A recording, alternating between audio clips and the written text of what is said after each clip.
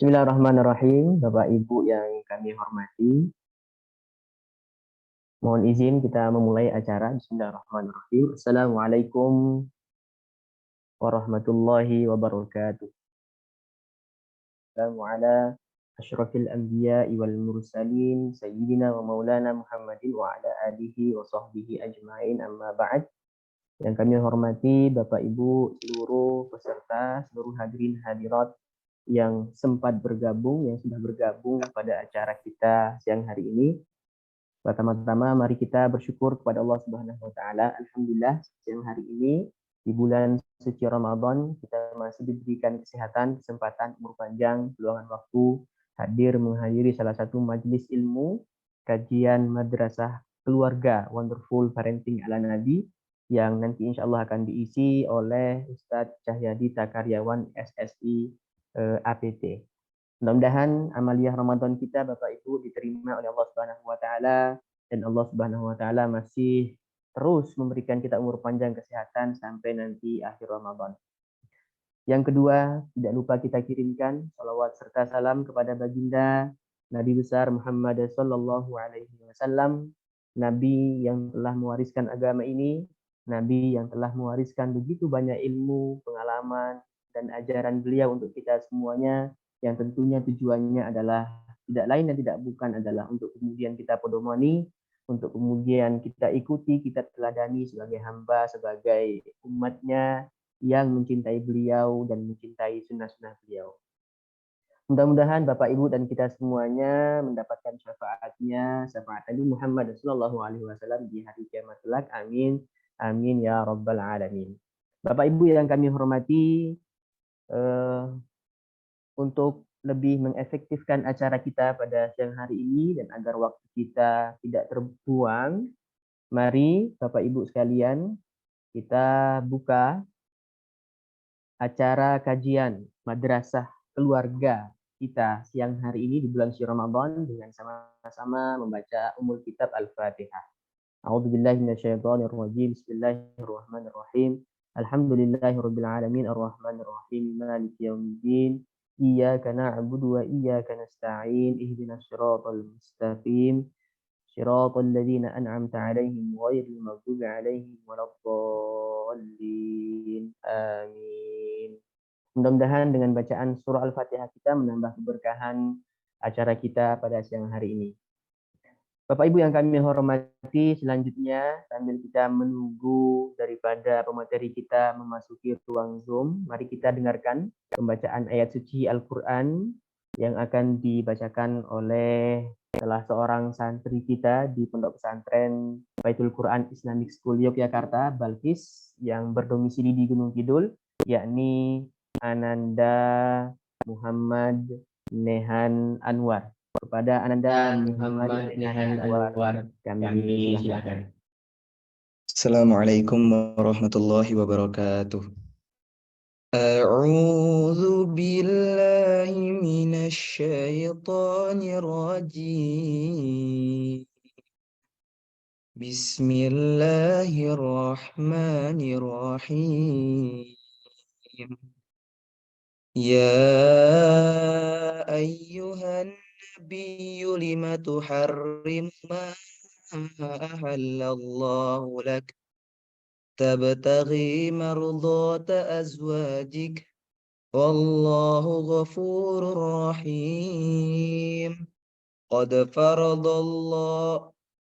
faradallahu lakum tahillata aymanikum wallahu maulakum wa huwal alimul hakim. Wa idh asarran nabiyyu ila ba'di azwajihi haditha falamma nabba'at bihi wa أظهره الله عليه عرف بعضه وأعرض عن بعض فلما نبأها به قالت من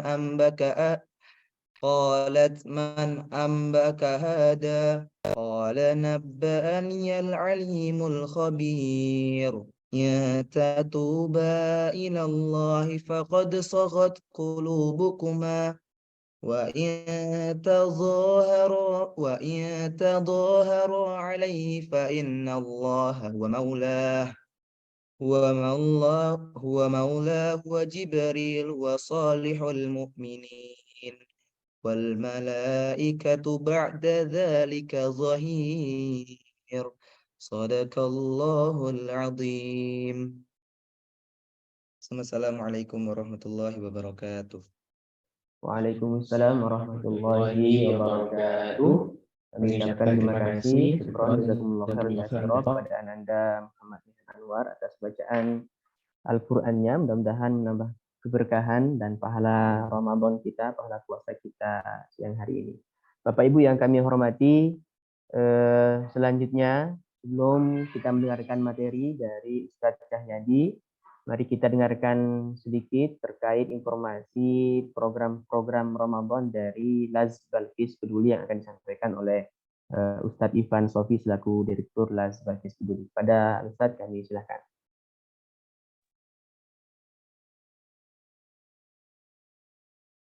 Oke, baik. Bismillahirrahmanirrahim. Assalamualaikum warahmatullahi wabarakatuh. Alhamdulillahirabbil alamin wa bihi nasta'in wa ala umuri dunya waddin. Wassalatu wassalamu ala asyrafil anbiya'i wal mursalin sayyidina wa maulana Muhammadin wa ala alihi wa ashabihi ajma'in, amma ba'du. Yang pertama dan utama, marilah kita panjatkan pujian dan kesyukuran kita kepada Allah Azza wa Jalla, yang mana pada siang hari ini kita masih bisa dipertemukan meskipun secara virtual dalam keadaan yang sehat walafiat dan dipermudah oleh Allah untuk menjemput salah satu hal yang diwajibkan oleh Allah, yaitu thalabul ilmi bersama-sama, yang dalam hal ini nanti akan disampaikan oleh Ustadz Cahyadi Karyawan. Kemudian salawat teriring salam tidak lupa kita curah limpahkan kepada beliau Nabi Agung Nabi Muhammad Sallallahu Alaihi Wasallam, sang qudwah hasanah kita, suri teladan. Semoga kita diakui sebagai umatnya besok di Yaumul Qiyamah kelak. Saya di sini mewakili dari Laz Balkis Peduli, ingin sedikit menyampaikan informasi ataupun laporan barangkali program-program kebaikan Ramadan di tahun ini 1444 Hijriah yang sudah kami jalankan. Mohon izin share screen untuk kami tampilkan slide-nya.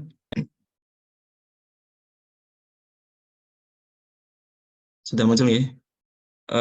Update kegiatan kita kebaikan Ramadan 1444 Hijriah yang sudah kita jalankan.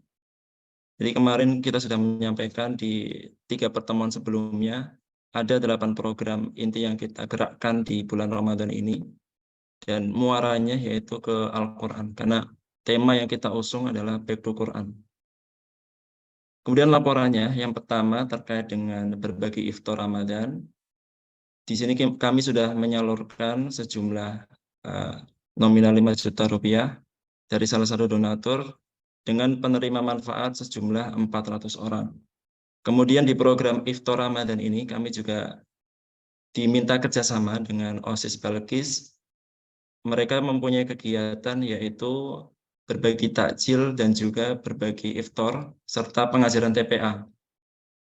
Kemudian dana yang sekarang terkumpul sebesar Rp3.300.000. Kemudian Bapak Ibu semuanya, program yang kedua yaitu Calling Quran. Calling Quran ini adalah pembelajaran Al-Quran secara daring atau online. Ini tercatat sudah ada 9 santri yang mendaftar. Kemudian pembelajaran sudah akan dimulai di pekan depan. Jadi untuk pekan ini kita baru koordinasi dengan santri yang sudah daftar. Kemudian yang sebelum program selanjutnya, ini ada dokumentasi terkait dengan penyaluran iftar Ramadan kemarin. Kami terus membuka untuk berbagi iftar ini di hari-hari selanjutnya di bulan Ramadan ini. Kemudian program yang ketiga yaitu tebar Quran, alhamdulillah sudah terkumpul satu paket donasi ya, sebesar Rp100.000. Yang keempat, program yang keempat yaitu ada program Sebar Dai Quran Penjuru Negeri. Ya, penjuru negeri ini adalah mimpi kita ya, di Balkis Peduli. Harapannya nanti program ini akan berlanjut di tahun depan dan tahun depannya lagi dan seterusnya, dan bisa menyasar tidak hanya di Gunung Kidul tetapi di mungkin di daerah-daerah yang lainnya. Kemudian untuk Sebadai Quran ini kami bekerja sama dengan 8 masjid di sekitar pesantren Balkis, Masjid Al-Jihad, Al-Qudus, Al-Amin, Ngerawan, daerah Ngerawan, Al-Amin Susukan, Masjid Al-Ihsan, Masjid Al-Hujah, dan Masjid Baitur Rahim. Dan mulai berjalan per 1 Ramadan kemarin. Jadi programnya masih berjalan. Kita memfasilitasi masjid-masjid yang tadi yaitu dengan pengadaan imam tarawih, kemudian kultumnya juga, dan setiap malam kita sebar ke masjid-masjid yang tadi sudah kita adakan kerjasama. Ini sedikit dokumentasi yang kita dapat ketika kita menyebar santri Balkis ataupun dari asatid Balkis. Yang selanjutnya yaitu yang kelima, kajian Islam tematik online. Untuk laporannya, kajian ini sudah diadakan selama 3 kali termasuk hari ini. Termasuk hari ini, yaitu tanggal 18, 25 Maret, dan 1 April 2023. Dan total peserta yang terdaftar melalui form registrasi yang kita sebar, ada 231 orang. Ini update sekitar jam 10 tadi. Untuk yang sekarang pasti tentunya lebih banyak lagi. Kemudian yang keenam, sebelum yang keenam, kajian Islam tematik online ini terakhir di pekan depan. Pekan depan, seri terakhir dari kajian madrasah keluarga. Yang selanjutnya yaitu program Kado Yatim Bahagia. Program Kado Yatim Bahagia ini belum ada donasi masuk. Kami masih membuka untuk open donasi kepada Bapak Ibu sekalian, sahabat kebaikan, untuk mensupport kegiatan ini. Kemudian, ini sedikit slide terkait dengan kajian madrasah keluarga. Untuk yang pekan depan, tanggal 8 April, insya Allah akan diisi oleh Ayah Irwan Rinaldi. Selanjutnya, Bapak Ibu sekalian, program yang ketujuh kami yaitu merintis TPQ bersama. Untuk laporannya, sasaran masjid yaitu Masjid Al-Ihsan, Masjid Al-Amin Ngerawan, dan Masjid Baitur Salam Karangmojo. Ada 3 masjid sebagai sasaran kami, dan kami menyebar santri-santri Balkis yang sudah terpilih tentunya dalam segi bacaan Al-Qur'annya, baik tajwidnya ataupun makhorijul hurufnya. Kemudian untuk donasi masuk per hari ini, itu sudah ada 200.000 untuk mendukung program merintis TPQ. Kemudian yang selanjutnya yang terakhir yaitu santunan du'afa. Ini untuk laporannya yaitu belum ada donasi yang masuk untuk program santunan du'afa ini. Demikian untuk 8 program yang kami sampaikan, yang dapat kami sampaikan terkait dengan update laporan terkininya. Jadi silakan Bapak Ibu semuanya, barangkali jika ada kelebihan harta atau rezeki bisa mendukung program-program yang sudah kami sampaikan di atas tersebut. Dan tentunya kami berharap pula dengan kami mendoakan agar Bapak Ibu semuanya dilimpahkan oleh Allah rezeki yang berkah, kemudian rezeki yang berlimpah, dan untuk kebaikan tentunya. Ini sedikit dokumentasi program TPA. Kemudian yang perlu kami sampaikan juga untuk cara berdonasinya, karena kemarin ada yang menanyakan terkait dengan cara berdonasi. Cara berdonasi tinggal mengirimkan melalui rekening BSI yang nanti kami akan tampilkan. Di sini juga sudah muncul ya. Kemudian jika memilih beberapa program, itu bisa dikumpulkan terlebih dahulu untuk nominalnya, baru dikonfirmasi ke kami melalui WA. Jadi tidak perlu mengirimkan program ini ditransfer, program yang itu ditransfer, program yang selanjutnya ditransfer. Tetapi bisa untuk dikumpulkan terlebih dahulu, kemudian dikirimkan melalui kami, setelah itu baru konfirmasi. Karena itu juga akan lebih memudahkan tentunya bagi Bapak Ibu sekalian. Itu mungkin yang dapat kami sampaikan. Kemudian terakhir, ini mungkin perlu juga kami sampaikan, kami juga ada program sosial kita, ya. Kita ada kerjasama dengan DKM Masjid Al-Hikmah, ya. DKM Masjid Al-Hikmah ini dalam rangka kajian Ahad pagi, sifatnya offline, ya, di masjid tersebut. Insya Allah hari Ahad besok 2 April 2023 dengan pemateri dari pesantren Balkis, yaitu beliau Ustadz Mukhlisin LC. Selain kita mengadakan kajian Ahad pagi, juga ada bazar murahnya yang insya Allah didukung oleh donatur ataupun dermawan dari Las Balkis Peduli. Nih. Demikian yang dapat kami sampaikan mewakili dari teman-teman Las Balkis Peduli. Syukron jazakumullah khair atas kesempatannya untuk menyampaikan hal ini. Kami kembalikan ke moderator. Wassalamualaikum warahmatullahi wabarakatuh. Waalaikumsalam warahmatullahi wabarakatuh. Kami ucapkan terima kasih syukron kepada Ustaz Irfan Sofi, Direktur Las Peduli atas penyampaian terkait program Ramadan dan beberapa program-program yang sudah terlaksana selama beberapa pekan terakhir. Bapak Ibu yang kami hormati, di tengah-tengah kita sudah ada Ustaz Cahyadi Takaryawan SSI APT. Kita doakan semoga beliau senantiasa dalam keadaan sehat walafiat. Sebelum kami mempersilahkan kepada Al-Ustadz untuk menyampaikan materi pada siang hari ini, Bapak Ibu dan kita semuanya sudah mengetahui bahwa keluarga tentunya adalah entitas terkecil tetapi sangat menentukan seluruh populasi yang ada di dunia. Artinya bahwa baiknya keluarga kita menentukan baiknya masyarakat dan baiknya masyarakat kita juga akan mempengaruhi baik buruknya kebaikan negara, agama, bangsa, dan semua masyarakat dunia pada umumnya. Allah Subhanahu wa taala di dalam Al-Qur'an berfirman, A'udzubillahi minasyaitonirrajim, ya ayyuhalladzina amanu qu anfusakum wa ahlikum nara waquduhan nas wal hijarah. Hai orang-orang yang beriman, peliharalah dirimu dan keluargamu dari api neraka yang bahan bakarnya adalah manusia dan batu. Di dalam sebuah hadis dikatakan bahwa la yusliha akhir hadhil ummah illa ma aslaha awwalaha, bahwa tidak akan baik kondisi umat di zaman ini kecuali diperbaiki dengan cara-cara bagaimana generasi dulu memperbaiki generasi-generasinya.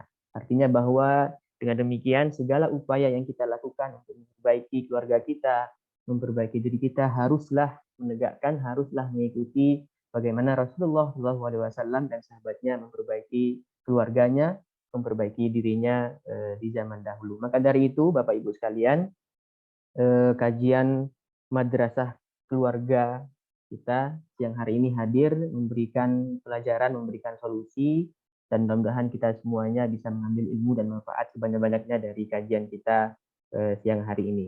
Sudah bersama kita Cahyadi Takaryawan SSI APT. Kita semua sangat mengenal beliau kita kenal sebagai penulis buku yang sangat banyak, ya. Beliau pernah menulis Pernak-pernik Rumah Tangga Islami, kemudian Agar Cinta Menghiasi Rumah Tangga Kita, Wonderful Marriage, Wonderful Journey, dan seterusnya sampai 70 lebih buku yang sudah beliau tulis. Dan beliau memang sehari-hari Masya Allah sangat banyak kemudian membagi ilmu-ilmunya terkait dengan parenting atau terkait dengan bagaimana membangun keluarga yang baik, bagaimana membangun keluarga yang ideal, seideal bagaimana keluarga Rasulullah SAW. Kepada Ustadz Cahyadi Takaryawan SSI APT, waktu kurang lebih 1 jam ke depan, kami silakan. Baik, terima kasih. Bismillahirrahmanirrahim. Assalamualaikum warahmatullahi wabarakatuh. Alhamdulillahirabbil alamin wa bihi nasta'in wa ala umuri dunya waddin. Asyhadu an la ilaha illallah wahdahu la syarikalah wa asyhadu anna Muhammadan abduhu wa rasuluh la nabiyya ba'dah. Allahumma shalli wa sallim wa barik ala nabiyyina Muhammad wa ala alihi wa ashabihi ajmain wa ba'd.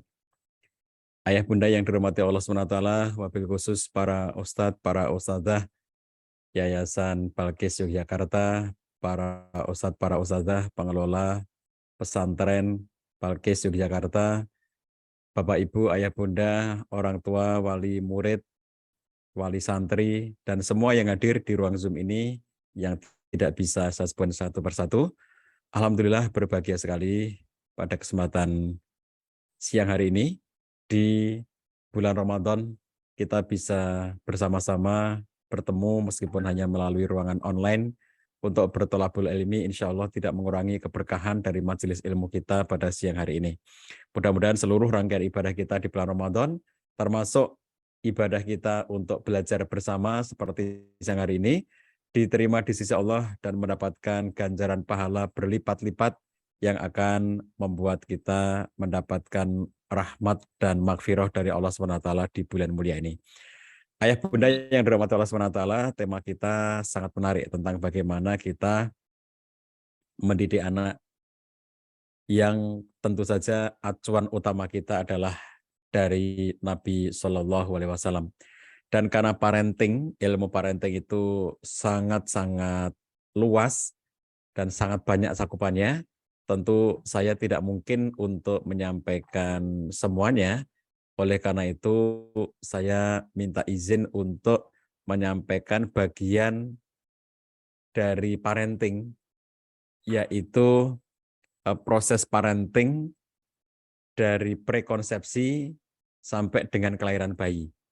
Jadi supaya lebih fokus, saya memulai dari prekonsepsi hingga kelahiran bayi karena ini akan terkait dengan apa yang Bapak Ibu hadapi saat ini, yaitu anak-anak yang sudah sekolah di SD, SMP, maupun SMA.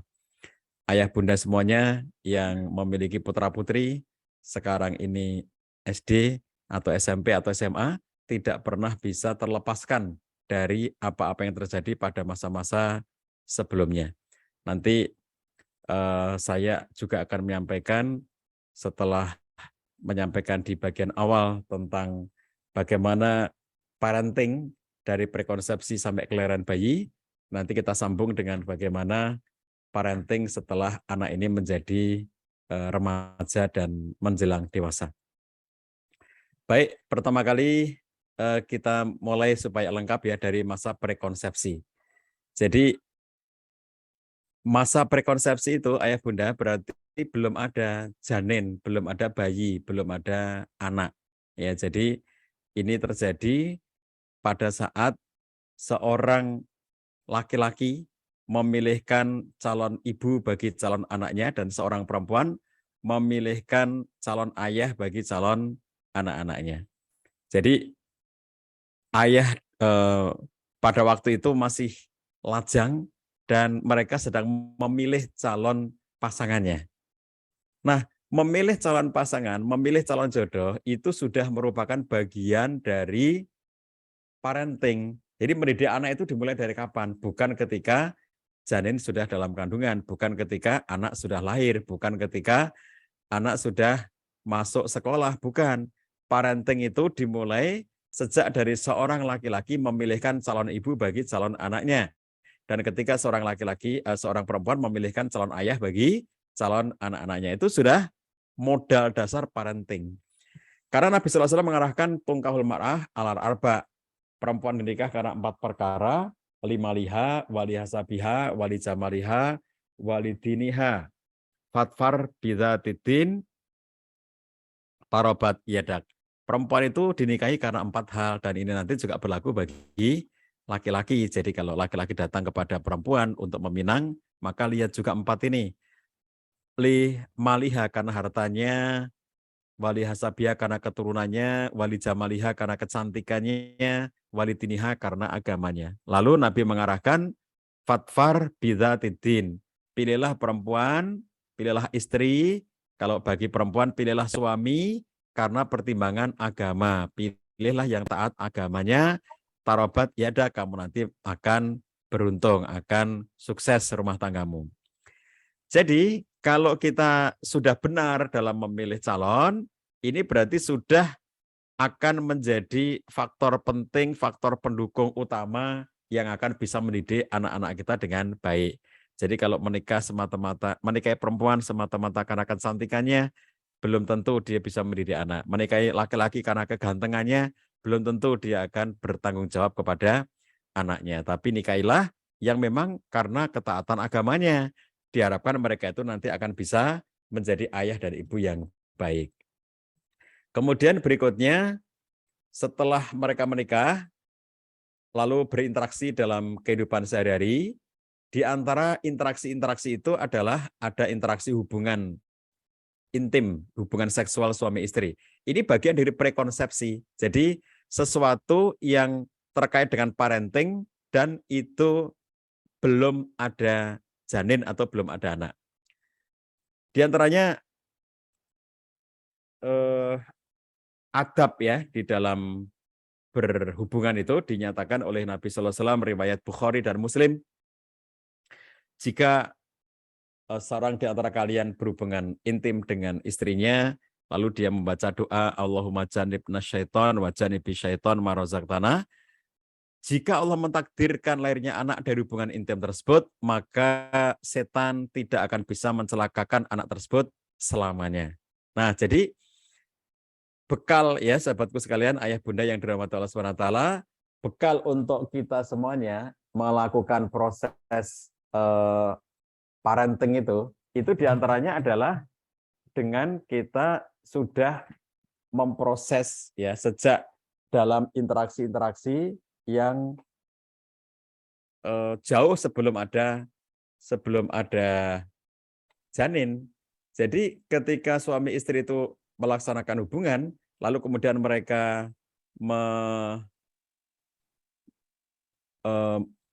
membaca doa itu, yang akan terjadi adalah bahwa mereka jika ditakdirkan hadir anak dari hubungan itu, maka Nabi Sallallahu Alaihi Wasallam menyatakan akan dijauhkan dari intervensi setan. Dalam kitab Fathul Bari dinukilkan pernyataan Imam Mujahid, barang siapa yang berhubungan badan dengan istrinya namun tidak mengawali dengan bismillah atau berdoa tadi, maka setan akan menoleh pada pasangannya lalu akan turut dalam hubungan intim dengannya. Demikian pula terdapat sebuah riwayat dari Abdul Razak yang juga dinukil dalam kitab Fathul Bari, jika seorang mendatangi istrinya, maka ucapkanlah, ini ada doanya, dari doa ini jika istrinya hamil, maka anak yang dilahirkan diharapkan menjadi anak yang soleh. Nah, jadi kalau kita perhatikan ya, ungkapan bahwa kalau seseorang berhubungan badan lalu dia mengawali dengan doa, itu sudah menjadi satu proses parenting. Karena apa? Karena akan menghindarkan anak-anak dari godaan-godaan setan. Nah, Ibnu Daqiq Id menyatakan bahwa bisa dipahami dari doa ini bahwa setan juga tidak akan membahayakan agama anak dari hasil hubungan badan tersebut, namun bukan berarti anak tersebut maksum atau selamat dari dosa. Syekh Abdullah bin Bas memahami bahwa yang dimaksud dalam doa sebelum hubungan suami istri bahwa anak yang terlahir darinya akan tetap berada dalam kondisi fitrahnya, yaitu Islam. Setan bisa saja menggoda anak tersebut, namun segera ia akan kembali ke jalan yang lurus. Jadi bahwa manusia itu semuanya bisa digoda oleh setan. Tetapi bedanya adalah kalau anak ini dulu hasil dari interaksi suami istri yang menggunakan doa, maka anak ini kalaupun sempat tergoda setan mudah kembali ke jalan yang lurus. Kalau pun sempat menyimpang, mudah kembali ke jalan yang lurus. Nah, jadi kalau misalnya dia tidak mengawali dengan doa, maka berarti anak ini lebih mudah untuk tergoda oleh setan. Nah, kemudian berikutnya di prekonsepsi itu juga adalah di masa kehamilan.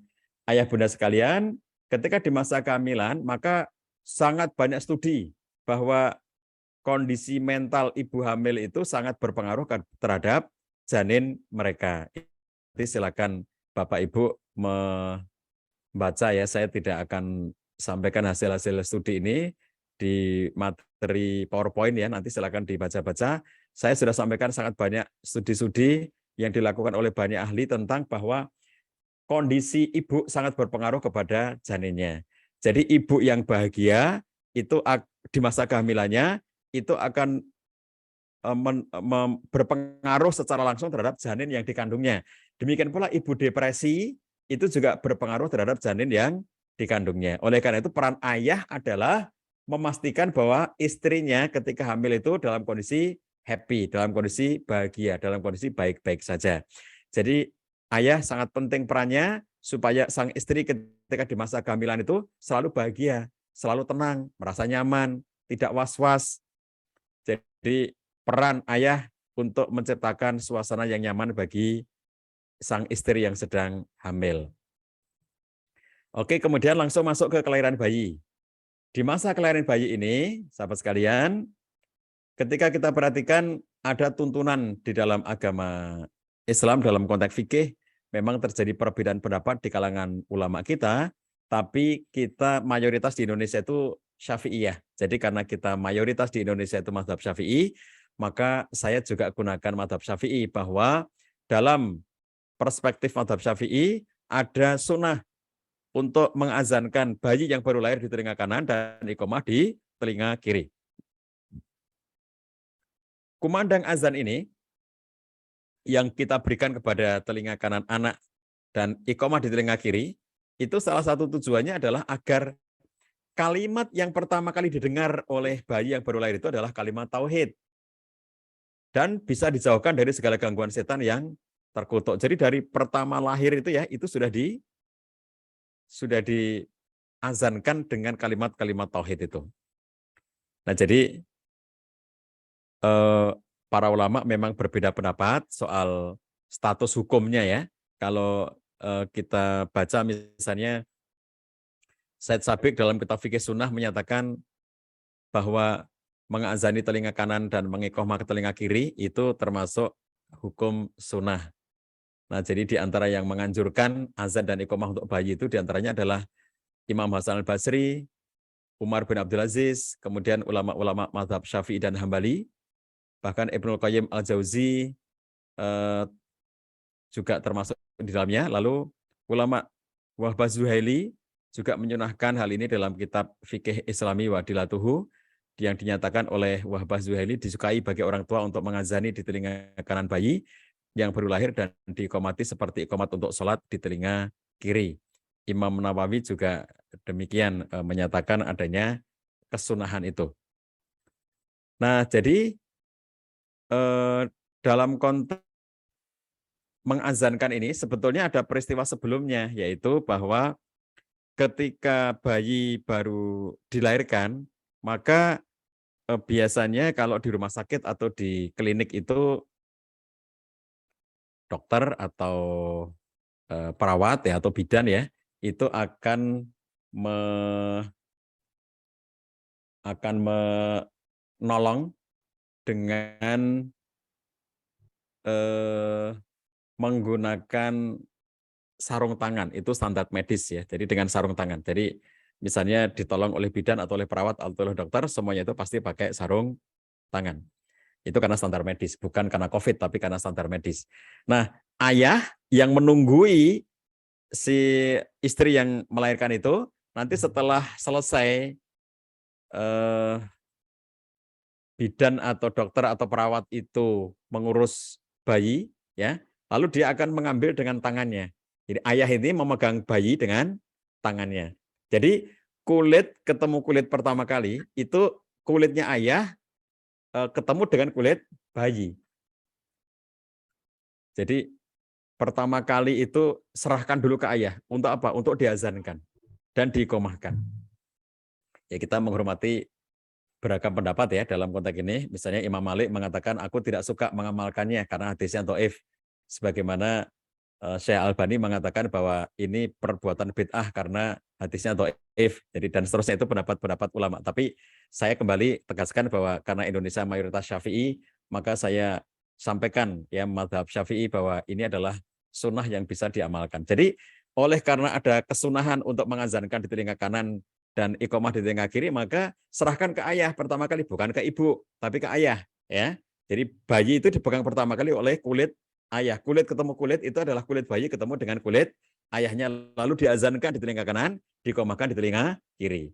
Ya, jadi pesan pentingnya sangat banyak. Di antaranya adalah bahwa kalau tadi kulit ketemu kulit ya, kulit bayi ketemu dengan kulit sang ayah, ya, maka demikian pula yang terjadi bahwa suara yang pertama kali masuk ke telinga anak kita adalah suara ayahnya. Jadi bukan saja azan, tapi juga suara yang pertama kali masuk ke telinga anak kita adalah suara ayahnya, dan kulit yang pertama kali menyentuh bayi kita adalah kulit ayahnya. Ini akan memberikan penguatan ya bahwa ayah hadir pada perkembangan anak itu, ayah hadir menenangkan dan menguatkan si anak tersebut. Nah, jadi ini peristiwa momentum yang sangat penting ya bagi ayah untuk membangun bonding dengan anaknya. Kita pahami dalam mendidik anak itu sosok ayah, sosok ibu dua-duanya penting ya. Ibu adalah simbol kasih sayang yang tidak terbatas, sedangkan ayah adalah simbol pengendalian. Nah, jadi ayah bunda sekalian, anak itu ngelihat ibunya itu ya, itu yang kebayang adalah sosok yang penuh dengan kasih sayang. Makanya semua anak itu akan selalu terobsesi dengan ibunya. Tetapi ayah adalah simbol pengendali. Sepanjang sang ayah itu sudah hadir untuk anaknya sejak kecil, sejak masa awal tadi, sejak masa prekonsepsi ya, kemudian di masa kandungannya sang ayah terlibat untuk membahagiakan sang istri yang hamil, kemudian ketika kelahirannya sang ayah menunggu prosesnya sampai kemudian membawa si bayi itu diazankan di telinga kanan, diiqomah telinga kiri. Lalu ini akan menjadi satu bekal bonding yang luar biasa. Bonding yang sangat kuat antara ayah dengan janinnya. Nah ini kalau ibu itu bondingnya sudah otomatis ya, karena 9 bulan 10 hari itu ikut bersama dengan ibu. Lalu setelah itu nanti anak akan menyusui ya, ibu selama 2 tahun. Jadi ibu menyusui anak itu 2 tahun, itu bonding yang otomatis gitu. Tapi kalau ayah itu kalau nggak disetting seperti itu nanti jadi nggak ada bondingnya. Itulah sebabnya mengapa banyak sekali keluhan-keluhan tentang ketidakhadiran ayah dalam proses pengasuhan. Kenapa? Karena tidak ada peristiwa yang sifatnya alamiah seperti ibu. Kalau ibu itu kan peristiwanya sangat alamiah ya, bahwa beliau hamil gitu. Itu kan peristiwa fitrah alamiah gitu. Yang mau nggak mau dia pasti akan berinteraksi dengan anaknya. Demikian pula ibu yang akan menyusui, itu kan peristiwa fitrah, peristiwa alamiah. Nah, ayah ini nggak ada peristiwa fitrah yang seperti itu. Jadi harus disetting gitu. Makanya kemudian azan di telinga kanan, iqomah di telinga kiri gitu ya. Kemudian setelah anak ini dibawa pulang ke rumah dari klinik atau rumah sakit, maka kemudian dia harus lebih banyak dimandikan oleh sang ayah. Jadi ayah harus lebih sering memandikan anaknya ya, jangan lagi ibu. Kenapa? Karena ibu itu bondingnya sudah sangat banyak. Sudah bonding 9 bulan 10 hari di perut, sudah bonding dalam bentuk menyusui selama 2 tahun gitu ya. Masa kemudian dia juga yang masih harus memandikan. Lah nanti kapan kesempatan bonding bagi ayah? Jadi ayah harus membonding itu dengan berbagai tindakan nyata, diantaranya adalah bahwa ayah kemudian memandikan bayinya. Ya, jadi kemudian di konteks kelahiran itu juga di antara tugas orang tua adalah memberikan nama yang baik untuk anaknya. Nama-nama yang mengandung makna kebaikan dan nama-nama yang mengandung unsur doa-doa atau keteladanan-keteladanan. Makanya di antara hadis Nabi adalah nama yang paling dicintai Allah adalah Abdullah dan Abdurrahman. Itu karena penghambaan kepada Allah SWT. Nah, kemudian di masa pertumbuhan, ini yang setelah bayi lahir tadi, kemudian sampai dibawa pulang ke rumah, lalu hari demi hari bertumbuh gitu. Di antara faktor penting yang dicontohkan oleh Nabi Shallallahu Alaihi Wasallam dalam proses tumbuh kembang anak itu adalah aspek-aspek sentuhan fisik. Jadi bonding yang sangat banyak diperlukan oleh bayi itu sentuhan fisik. Jadi kalau bayi itu kebutuhan sentuhan fisiknya lebih tinggi daripada kalau nanti dia kalau sudah mulai gede ya, misalnya kalau sudah anak SD, SMP, SMA, itu tingkat kebutuhan sentuhan fisiknya lebih rendah. Tapi kalau bayi yang baru lahir dibawa pulang ke rumah, itu sentuhan fisik masih sangat diperlukan.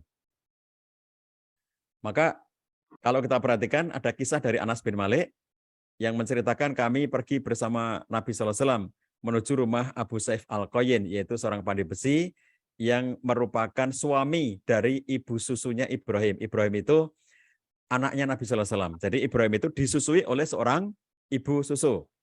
Nah, kemudian Nabi datang ke rumah Abu Saif itu. Nabi mengambil Ibrahim ya, yang memang disusukan oleh istrinya Abu Saif.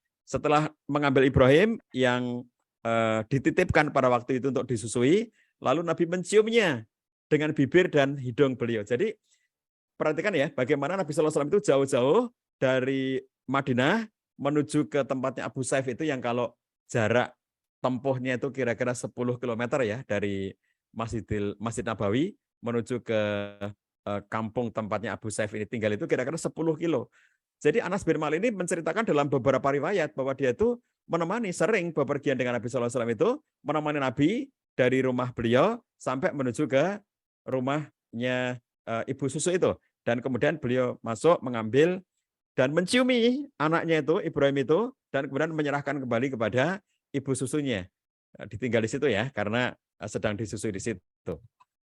Nah, jadi sahabat sekalian, kalau kita perhatikan di sini, bagaimana Nabi SAW itu memberikan sentuhan fisik ya, apa yang digambarkan oleh Anas bin Malik. Nabi mengambil Ibrahim, anak bayi yang sedang dititipkan ke ibu susu itu ya, lalu menciumnya dengan bibir dan hidung beliau. Mencium dengan bibir dan hidung beliau. Kelihatan ya di sini bahwa Nabi SAW memberi contoh kepada kita bagaimana interaksi dalam bentuk fisik itu. Kemudian yang hadis juga sangat terkenal, hadis Al-Aqra' bin Habis. Ketika melihat Nabi SAW sedang mencium Hasan, cucu beliau, Aqra' ini bilang, saya punya 10 anak, tapi saya belum pernah melakukan hal ini kepada seorang pun di antara mereka. Maksudnya Nabi mencium Hasan ya, sementara Al-Aqra' ini mengatakan aku belum pernah melakukannya. Anaknya sudah 10 dan dia belum pernah sekalipun mencium anaknya. Masya Allah ya. Ini kan satu contoh bagaimana orang tua yang tidak memiliki bonding kelekatan fisik dengan anaknya. Nah, karena ungkapannya Al-Aqra' itulah maka muncul hadis yang sangat kita kenal, innahu man la yarham la yurham. Sesungguhnya siapa yang tidak menyayangi, dia tidak akan disayangi. Man la yarham la yurham. Siapa yang tidak menyayangi, maka dia tidak disayangi. Jadi bahwa ada orang yang sudah punya 10 anak dan ternyata selama dia punya 10 anak itu belum pernah sekalipun mencium anaknya. Itu kan sesuatu banget gitu ya, bahwa ada ayah yang tidak terlibat dalam bonding dengan anaknya. Dan Nabi SAW memberikan contoh bahwa Nabi SAW itu menciumi anak-anak kecil. Dalam hal ini Nabi mencium Hasan ya, sebagaimana kalau dalam riwayat tadi Nabi mencium Ibrahim putranya yang sedang dititipkan ke ibu susu. Nah, jadi contoh interaksi fisik tadi ya, contohnya tadi memandikan bayi terutama oleh ayah itu bisa membuat anak memiliki perkembangan motorik dan sosial yang lebih baik. Ini hasil-hasil studi. Bahkan menggantikan popok ya, menggantikan pakaian-pakaian anak itu oleh ayah bermanfaat untuk meningkatkan bonding antara ayah dengan anak. Ini hasil-hasil studi mereka dari banyak kalangan.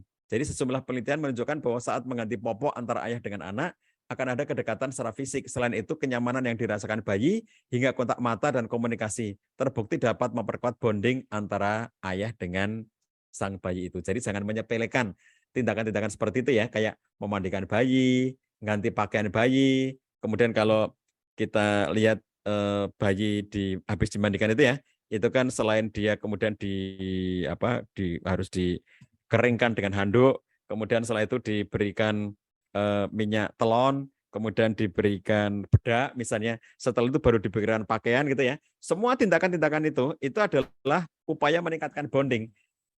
Kalau tindakan-tindakan ini semuanya dilakukan oleh ibu, maka ayah akan kehilangan bonding. Nah, oleh karena itulah para ibu harus memberi kesempatan kepada suaminya bahwa suami Anda itu harus memiliki bonding dengan anaknya sejak kecil, sejak awal. Oleh karenanya jangan dikerjakan sendiri semuanya. Itu harus berbagi-bagi dengan suaminya, mandikan, gantikan pakaian bayi, ya, memberikan bedak atau memberikan minyak telon. Itu karena semuanya fisik itu. Memberi minyak telon itu kan berarti dengan tangan dan kemudian bayinya semua bagian fisiknya itu dielus gitu ya. Demikian pula menggantikan pakaian bayi itu. Nah, kemudian keterlibatan ayah dalam mengasuh dan mengurus bayi bisa mengurangi dampak postpartum depression yang sering disebut sebagai baby blues ya pada ibu-ibu. Jadi termasuk memijit bayi ya. Jadi kalau ayah ini pelan-pelan memijit bayi belate, jangan ibu terus yang melakukannya dan tidak harus juga misalnya dibawa ke dukun misalnya gitu ya untuk memijit gitu. Tetapi mijit ini bisa dilakukan dengan pelan-pelan. Si ayah memijit-mijit bayi itu kegiatan yang bisa meningkatkan bonding. Ada sentuhan fisik dan ikatan emosional yang kuat dari aktivitas memijit bayi. Dampak jangka panjang memijit bayi oleh ayah adalah meningkatkan IQ anak. Anak juga punya kemampuan bahasa dan berpikir yang lebih baik dan lebih mampu mengatur emosi mereka. Ini hasil-hasil studi loh ya. Jadi ternyata tindakan-tindakan kecil seperti memijit gitu ya, mengganti popok tadi, memandikan, kemudian tindakan-tindakan lain yang sifatnya fisik ya antara terutama ayah dengan anaknya itu sangat bagus bagi perkembangan anaknya. Nah, kemudian selain dengan aktivitas-aktivitas fisik itu, Nabi SAW juga memberikan tuntunan kepada kita untuk mengajarkan kepada anak dari kecil merasakan suasana-suasana ibadah. Misalnya beliau mengajak cucu yang masih kecil itu untuk sholat ke masjid.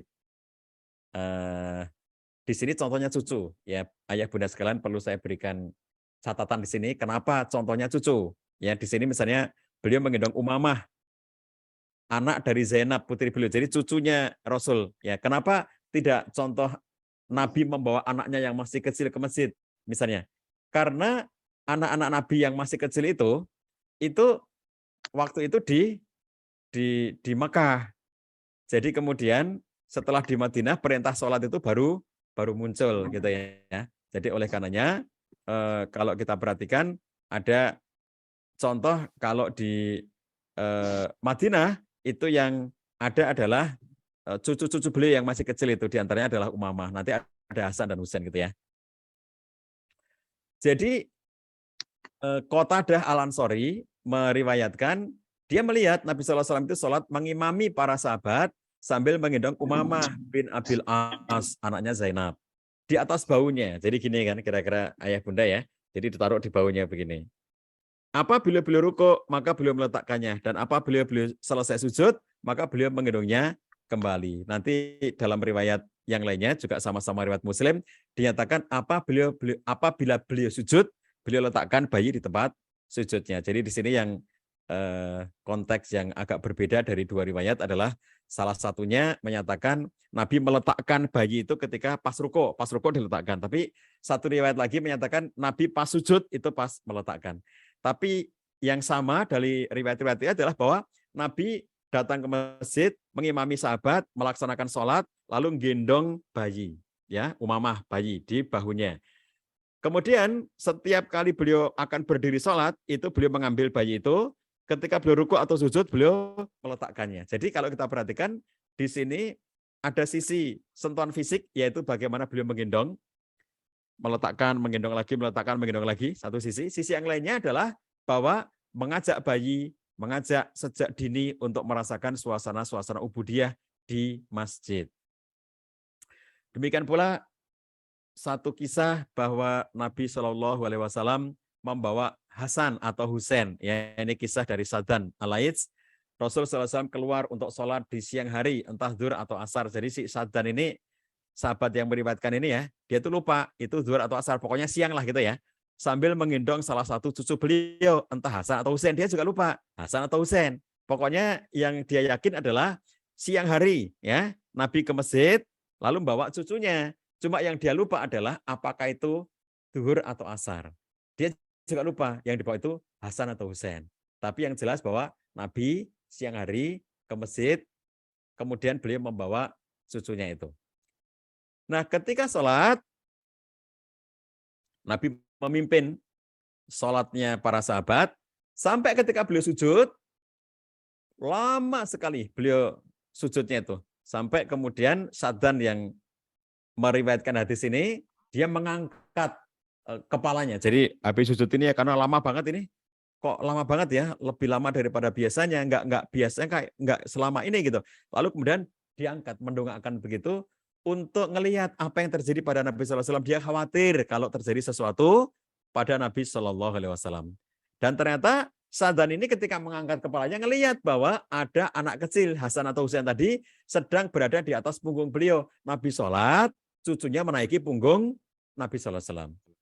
Maka dia kembali sujud ya setelah mengetahui, oh ternyata Nabi nggak terjadi apa-apa, cuma beliau sedang ada cucunya menaiki punggung beliau.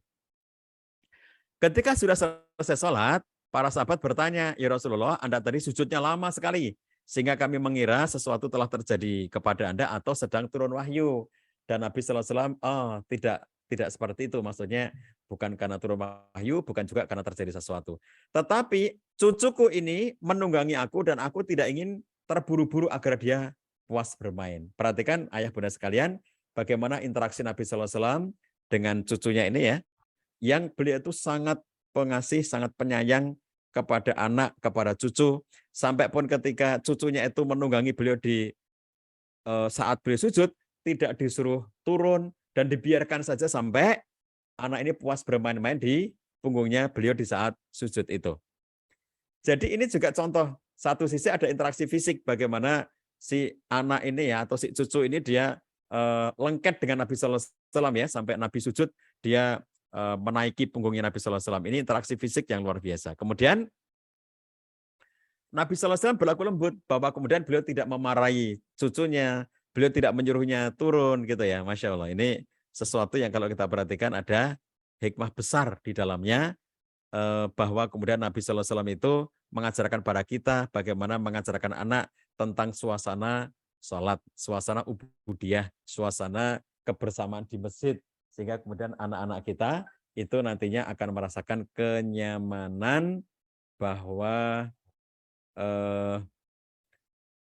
anak sudah dari awal mendapatkan gambaran-gambaran tentang suasana sholat dan suasana masjid. Nah, kemudian berikutnya lagi ayah bunda sekalian, setelah dalam masa-masa pertumbuhan ya, berikutnya sampai anak ini menjadi lebih gede ya, anak ini menjadi SD, menjadi sekolah SMP, SMA gitu. Yang harus dilakukan oleh orang tua adalah melakukan proses dialog, ngobrol ya. Jadi ayah itu harus banyak dialog.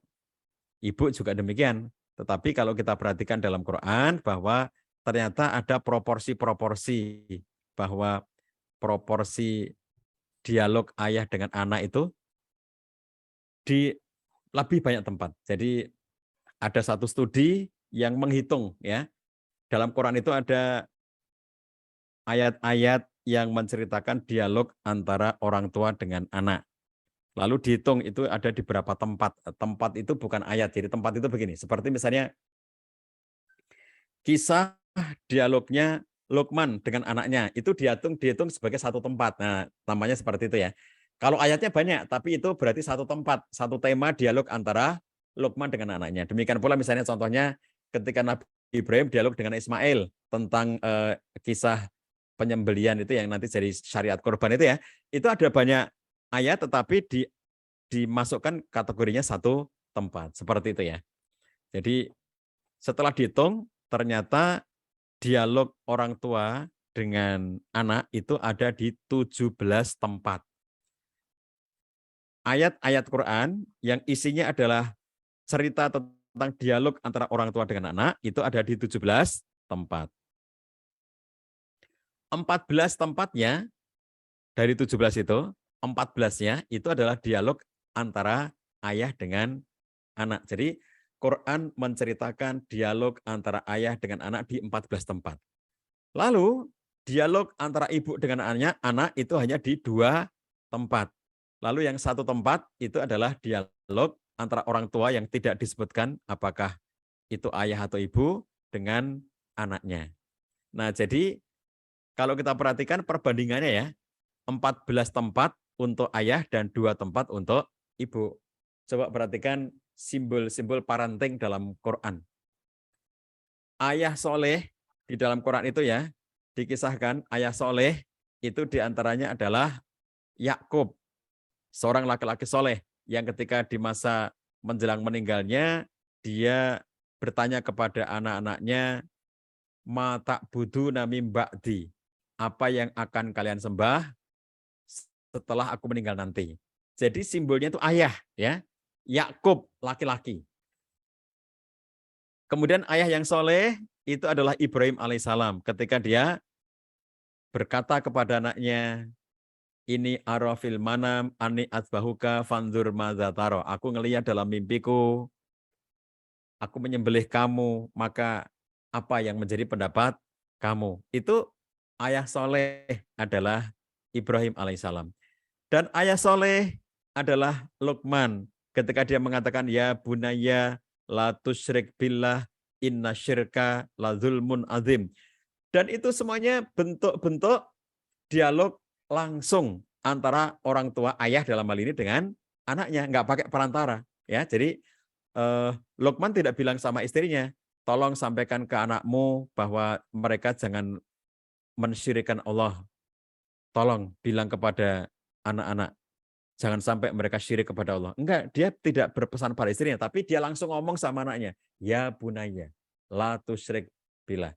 Makanya terjemahan ayatnya adalah, dan ingatlah ketika Luqman berkata kepada anaknya, sedangkan dia sedang memberikan pelajaran kepada anaknya itu, wahai anakku, janganlah mensyirikkan sesuatu dengan Allah. Inna syirka la zulmun azim. Sesungguhnya syirik adalah kedzaliman yang besar. Nah, jadi sahabat sekalian yang dirahmati Allah SWT, ini contoh bahwa dialog ayah dengan anak dalam Quran itu sangat banyak. Nah, oleh karenanya di masa-masa pertumbuhan, ayah harus membonding diri dalam bentuk dialog yang banyak dengan anaknya. Kalau tadi di masa-masa awal, ayah membonding diri dengan sentuhan fisik, ya. Karena kalau ibu itu tanpa harus diceritain, itu pasti terjadi. Bonding, ya, ibu dengan bayi itu sejak dalam kandungan 9 bulan. Kemudian ketika lahir disusui 2 tahun. Itu bonding yang luar biasa. Kalau ayah itu harus disetting agar bondingnya itu nyata. Nah, jadi ayah membonding diri dengan anak ketika masih bayi dalam bentuk banyak sentuhan fisik. Ketika sudah mulai masa pertumbuhan, fisik juga ada, tetapi kemudian mulai ada dialog-dialog. Jadi para ayah ini tidak boleh, ya, tidak memiliki interaksi dalam konteks ngobrol dengan anak, ya, dalam konteks berbicara dengan anak itu nggak boleh semuanya diserahkan kepada istrinya. Sudah, kamu aja yang ngomong. Ayah juga harus ngomong. Ibu memang ngomong, tapi ayah juga harus ngomong. Jadi ini keseimbangan peran, ya, keseimbangan peran antara ayah dengan ibu. Nah, kemudian ayah bunda sekalian, yang perlu saya tambahkan adalah ketika anak-anak ini sudah mulai remaja, maka memang kebutuhan mereka sudah mulai berbeda. Ketika mereka sudah mulai masuk SMP, mereka sudah mulai masuk SMA, itu mereka sudah akan membawa dan memiliki tuntutan dan kebutuhan-kebutuhan yang berbeda. Saya ajak ayah bunda untuk memahami siklus kehidupan manusia yang disampaikan oleh Duval Miller, teori yang sangat terkenal dari Duval Miller. Menurut Duval Miller, kehidupan manusia itu ada 8 fase. Fase 1 adalah ketika pengantin baru. Laki perempuan menikah, belum punya anak, itu namanya fase 1. Fase 2-nya adalah ketika pengantin baru ini sudah mulai punya bayi. Jadi sejak bayi lahir, maka mereka sudah masuk ke fase ke-2. Sampai ketika bayinya itu sudah umur sekitar 3 tahun, ketika mulai masuk preschool. Nah, level ketiga, fase ketiga dari kehidupan berumah tangga adalah ketika anak pertama mereka itu sudah mulai masuk preschool, PAUD, TK, gitu ya, playgroup gitu. Jadi kalau anak pertama sudah masuk preschool, PAUD, TK, playgroup, maka keluarga itu sudah masuk ke fase ketiga. Lalu fase keempat adalah ketika anak pertama mereka sudah masuk ke SD. Jadi kalau anak pertama masuk SD, maka kemudian mereka itu sudah berada dalam fase keempat. Kalau anak pertamanya masuk SMP atau SMA, maka keluarga ini masuk ke fase kelima. Jadi ayah bunda sekalian, yang putra-putrinya sedang di SD Balkis, itu anak pertama, maka Anda keluarga level 4. Kalau ayah bunda, yang putra-putri pertamanya itu di SMP dan SMA di Balkis, maka Anda level 5, orang tua level 5. Lalu kemudian ketika anak ini lulus SMA, kemudian sudah menjadi dewasa, lalu sudah lepas dari orang tuanya, entah karena kerja atau karena menikah, maka orang tuanya keluarga level 6. Jadi level 6 disebut dengan launching family, yaitu keluarga yang sudah mulai melaunching, melepas anaknya. Ya. Kemudian ketika orang tua semua anaknya itu sudah mandiri, maka dia di level ke-7. Ya. Jadi orang tua ini disebut dengan orang tua level 7 apabila semua anak di rumahnya itu sudah mandiri. Kayak saya itu orang tua level 6 ya, karena saya punya 6 anak, lalu saya 3 sudah menikah. Nah, jadi 3 anak sudah menikah, itu berarti saya sudah menjadi keluarga yang launching, melonceng anaknya. Nanti ketika kemudian anak saya yang 6 itu 6-6-nya semuanya sudah menikah atau sudah mandiri, maka berarti saya masuk level ke-7. Paham ya? Jadi kalau di rumah kita, semua anak sudah mandiri, semua anak itu sudah menikah atau bekerja yang sudah tidak lagi menjadi tanggungan orang tua, maka orang tua disebut sebagai keluarga level 7. Berarti level 7 itu tinggal suami istri doang, ya tinggal aku dan kamu. Itu persis seperti level 1. Kalau level 1 itu hanya ada aku dan kamu karena belum punya anak kan, tapi masih muda, pengantin baru. Kalau level 7 itu aku dan kamu, tapi sudah tua karena anak-anaknya sudah menikah dan sudah bekerja. Jadi kembali kayak balik modal kalau level 7 itu ya, tinggal aku dan kamu kayak balik modal. Nanti level 8 itu ketika salah satu dari yang tersisa ini meninggal dunia. Suami atau istri meninggal dunia salah satunya, maka kemudian yang tersisa entah kakek atau nenek yang tersisa itu maka dia disebut dengan keluarga level 8. Nah, itu level terakhir. Kalau si yang tertinggal ini sudah meninggal ya berarti sudah selesai ya. Peristiwa kehidupan di dunia sudah selesai. Nah, saya perlu mengingatkan 8 fase ini ayah bunda untuk menjadi satu gambaran kepada kita tentang tahapan perkembangan anak kita. Jadi begini, konflik antara orang tua dengan anak, salah satu sebab yang muncul adalah karena anaknya terus bertumbuh dan berkembang, tetapi orang tuanya tidak bertumbuh dan berkembang. Coba perhatikan 8 fase yang tadi saya sebutkan, teorinya Duval-Miller. Kalau anak kita baru lahir, ya, yang sampai umur dengan 3 tahun, baru lahir sampai umur 3 tahun itu orang tuanya level 2. Jadi oleh karena itu, tugas perkembangan orang tuanya adalah bagaimana ngurusi bayi yang baru lahir. Batita, ya, bayi 3 tahun. Nanti kalau anak pertamanya sudah masuk ke preschool, maka kemudian orang tuanya harus berkembang menjadi orang tua level 3. Orang tuanya berkembang. Anaknya berkembang tuh. Yang semula masih batita, sekarang masuk preschool. Berkembang kan? Nah, orang tuanya juga harus berkembang menjadi orang tua level 3. Nanti ketika anak pertamanya sudah masuk SD, kan berkembang dari TK, playgroup ya, TK masuk SD, berkembang kan? Anaknya berkembang, orang tuanya juga harus berkembang menjadi orang tua level 4. Nanti ketika anak pertama ini sudah masuk SMP, kan dia berkembang. Dari SD masuk SMP, bertumbuh, berkembang. Orang tuanya juga harus berkembang menjadi orang tua level 5. Nanti kalau anaknya sudah dewasa, dia sudah memiliki kehidupannya sendiri, orang tuanya juga harus berkembang menjadi orang tua level 6, dan seterusnya begitu. Nah, kenapa muncul konflik antara orang tua dengan anak? Salah satunya adalah karena anaknya terus berkembang, bertumbuh dengan natural, sementara orang tuanya tidak berkembang. Contoh, anaknya sudah SMP, tapi orang tuanya masih orang tua level 3 atau level 4. Kalau anaknya itu SMP, harusnya orang tuanya level 5, yang harus bersikap dengan tepat sesuai dengan levelnya itu. Jadi kalau dia masih memperlakukan anak seperti anak SD atau anak TK, maka anak SMP ini pasti berontak. Disitulah terjadi konflik antara orang tua dengan anak. Anaknya merasa nggak nyaman karena merasa diperlakukan seperti anak kecil.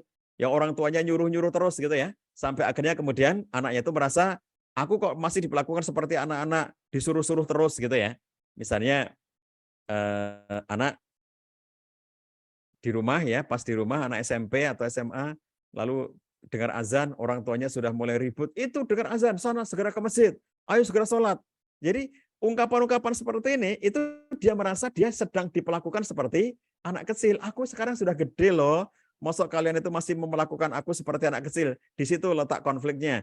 Anak merasa tidak dihargai, anak merasa tidak didengarkan, anak merasa hanya menjadi objek dari instruksi-instruksi orang tuanya. Remaja itu punya kepribadian yang sudah mulai berbeda dengan anak-anak. Jadi kalau dia SD itu masih anak-anak, apalagi kalau TK itu anak banget gitu ya, namanya juga masih balita. Tetapi begitu dia anak SD itu sifat-sifat anaknya masih sangat kuat. Begitu di SMP, remaja, peralihan, belum dewasa tapi sudah bukan anak-anak, makanya kita sebut sebagai remaja. Nah, remaja inilah ayah bunda sekalian yang memiliki tuntutan yang khas sampai dikatakan oleh para ahli pendidikan bahwa kondisi remaja itu sangat spesial. Seorang pendidik ya, seorang pengamat pendidikan namanya Gary Chapman, dia mengatakan begini. Kalau di rumah Anda sudah mulai ada anak remaja, maka Anda akan mengetahui bahwa mendidik anak remaja itu tidak serupa dengan jenis pekerjaan apapun yang ada di muka bumi ini. Mendidik anak remaja tidak serupa dengan jenis pekerjaan apapun yang ada di muka bumi ini. Masya Allah kan? Jadi oleh karena itu kita perhatikan bahwa ketika kita sudah punya anak remaja di rumah kita, maka mereka itu beda banget ya, nggak sama dengan jenis pekerjaan apapun. Kata Gary Chapman, anak remaja itu ya, semua yang Anda perlakukan kepada mereka, mereka sikapi dengan gerutuan. Makanya fase remaja bisa disebut sebagai fase menggerutu. Nah, Bapak Ibu harus paham, ketika anak-anak Anda sekarang itu SMP atau SMA, kalaupun SD yang mulai kelas 6 gitu ya, karena kalau mulai kelas 6 itu sudah mulai masuk ke dunia remaja. Lalu SMP, SMA. SMP itu remaja banget, SMA itu remaja akhir menjelang dewasa. Jadi, ketika anak Anda itu remaja, apapun yang Anda ungkapkan, apa yang Anda sampaikan, itu disikapi dengan gerutuan. Mereka itu menggerutu, ayo segera sholat.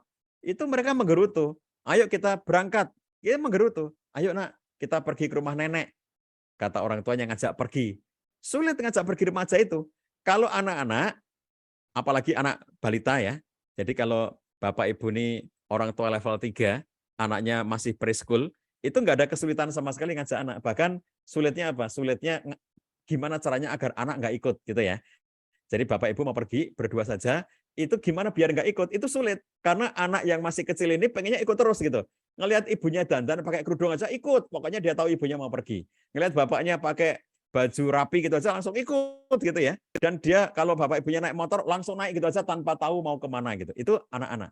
Begitu nanti sudah SMP, maka mereka mulai memutuskan ikut apa enggak. Bahkan yang paling sulit adalah ngajak gimana caranya agar mereka mau ikut. Nah, ayo kita ke rumah kakek nenek yuk. Ngapain ke sana? Pertanyaan, ngapain ke sana?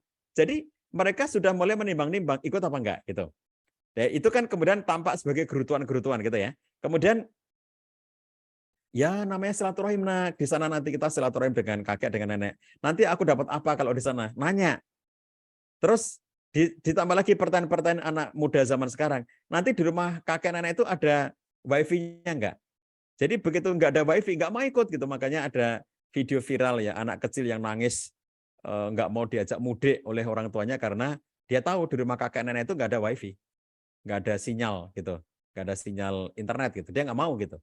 Jadi kalau kita perhatikan, begitu anak-anak ini sudah mulai tumbuh, berkembang, apalagi sudah sampai remaja, maka yang akan muncul dari mereka semuanya adalah gerutuan. Nah kadang-kadang orang tua kalau dia itu belum di level 5 ya, orang tuanya masih level 4, orang tuanya masih level 3, sementara anaknya sudah SMP, sudah SMA, sudah remaja, yang harusnya dia sudah menempatkan diri sebagai orang tua level 5. Orang tua yang belum level 5 ini, itu kemudian dia merasa tersinggung, merasa marah ketika anaknya menggerutu.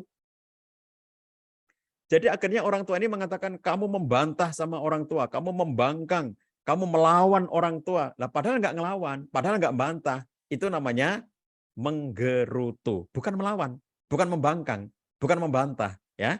Jadi orang tua level 5 itu tahu bahwa anaknya itu sedang menggerutu. Makanya kemudian itu dia harus bersikap dengan tepat. Lalu kita dialog dengan dia. Ya, kita misalnya kalau pas nggak Ramadan ya, misalnya Syawal ya. Besok Syawalan. Lalu kemudian kita ngajak keluarga, yuk kita jalan-jalan Syawalan gitu kan. Terus kemudian setelah siang hari, ayo nak kita makan. Makan apa kata mereka? Ya terserahlah kamu pengen makan apa gitu. Itu kemudian anak ini ketika mereka juga nggak punya opsi, dia akan bilang terserah misalnya gitu. Lalu orang tuanya bilang, Udah kalau gitu kita makan bakso ya, kata orang tuanya. Kata anaknya, masa bakso? Masa kita diajak makan bakso? Karena dunianya beda. Orang tuanya itu masih orang tua jadul yang sukanya bakso, sementara anak-anak sekarang itu makanannya boba-boba gitu. Bubble-bubble gitu ya. Jadi pada akhirnya kalau kita perhatikan sudah nggak nyambung makanannya. Ketika orang tuanya ngajak, itu anaknya nanti protes.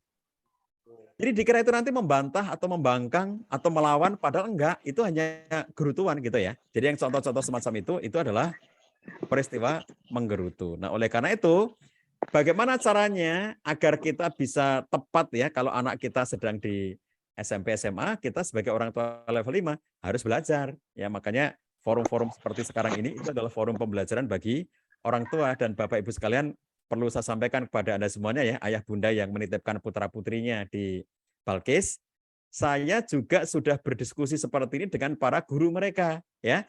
Ustadz-ustadzah di Balkis yang mengajar SMP SMA, saya pernah berbincang dengan mereka, saya sampaikan bahwa mengajar anak SMP SMA itu berbeda dengan ketika kita mengajar anak-anak yang lebih kecil. Kenapa? Karena kalau ngajar anak SMP SMA itu mereka remaja, dan remaja itu karakternya karakter gerutuan. Jadi psikologinya menggerutu itu bisa diatasi dengan apa? Dengan ngobrol ya. Jadi berbincang dari hati ke hati, dengarkan mereka. Mereka itu pengen didengarkan.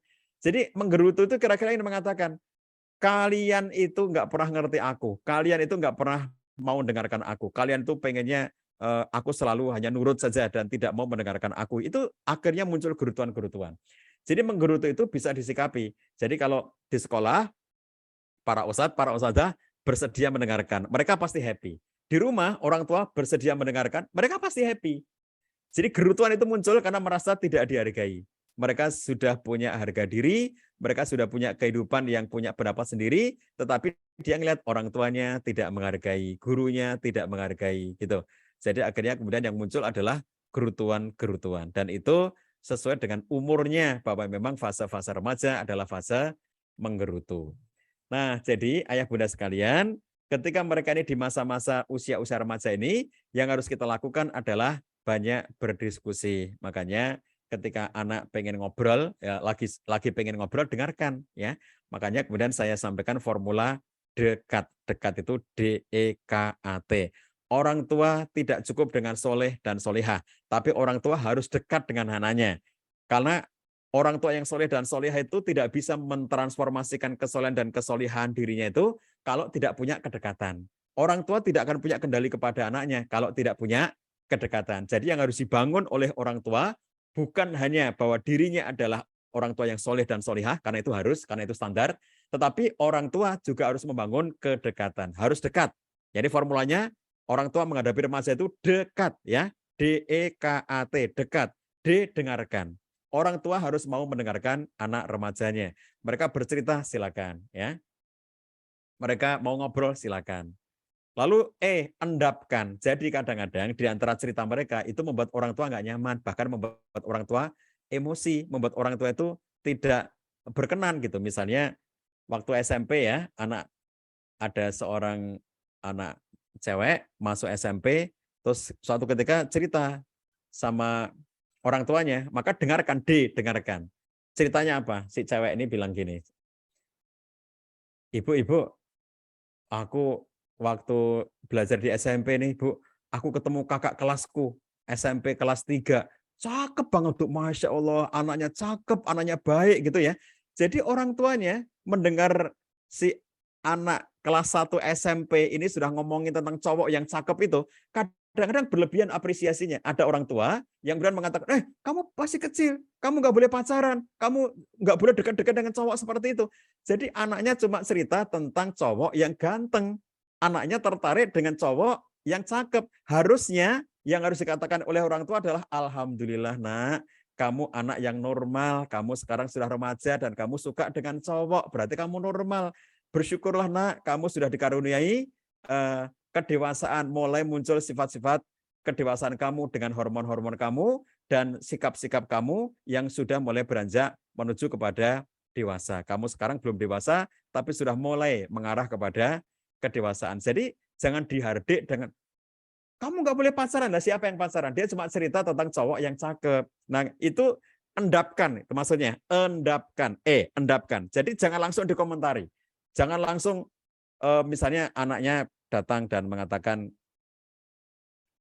Ibu, Ayah, nanti pulang sekolah, misalnya kalau tidak boarding, pulang sekolah aku nanti mau nonton sama temanku ya, nonton film sama temanku ya, itu baru ngomong nonton gitu, itu orang tua langsung nggak boleh, kamu nggak boleh nonton film ke bioskop segala macam bla bla bla. Jadi langsung itu baru anaknya cerita, itu langsung respon dengan ungkapan-ungkapan, nggak boleh, gimana kalau nanti gedung bioskopnya terbakar, meledak, kamu nanti mati di gedung bioskop itu, nanti kamu masuk neraka lah. Jadi anaknya makin nggak nyaman dengan orang tuanya.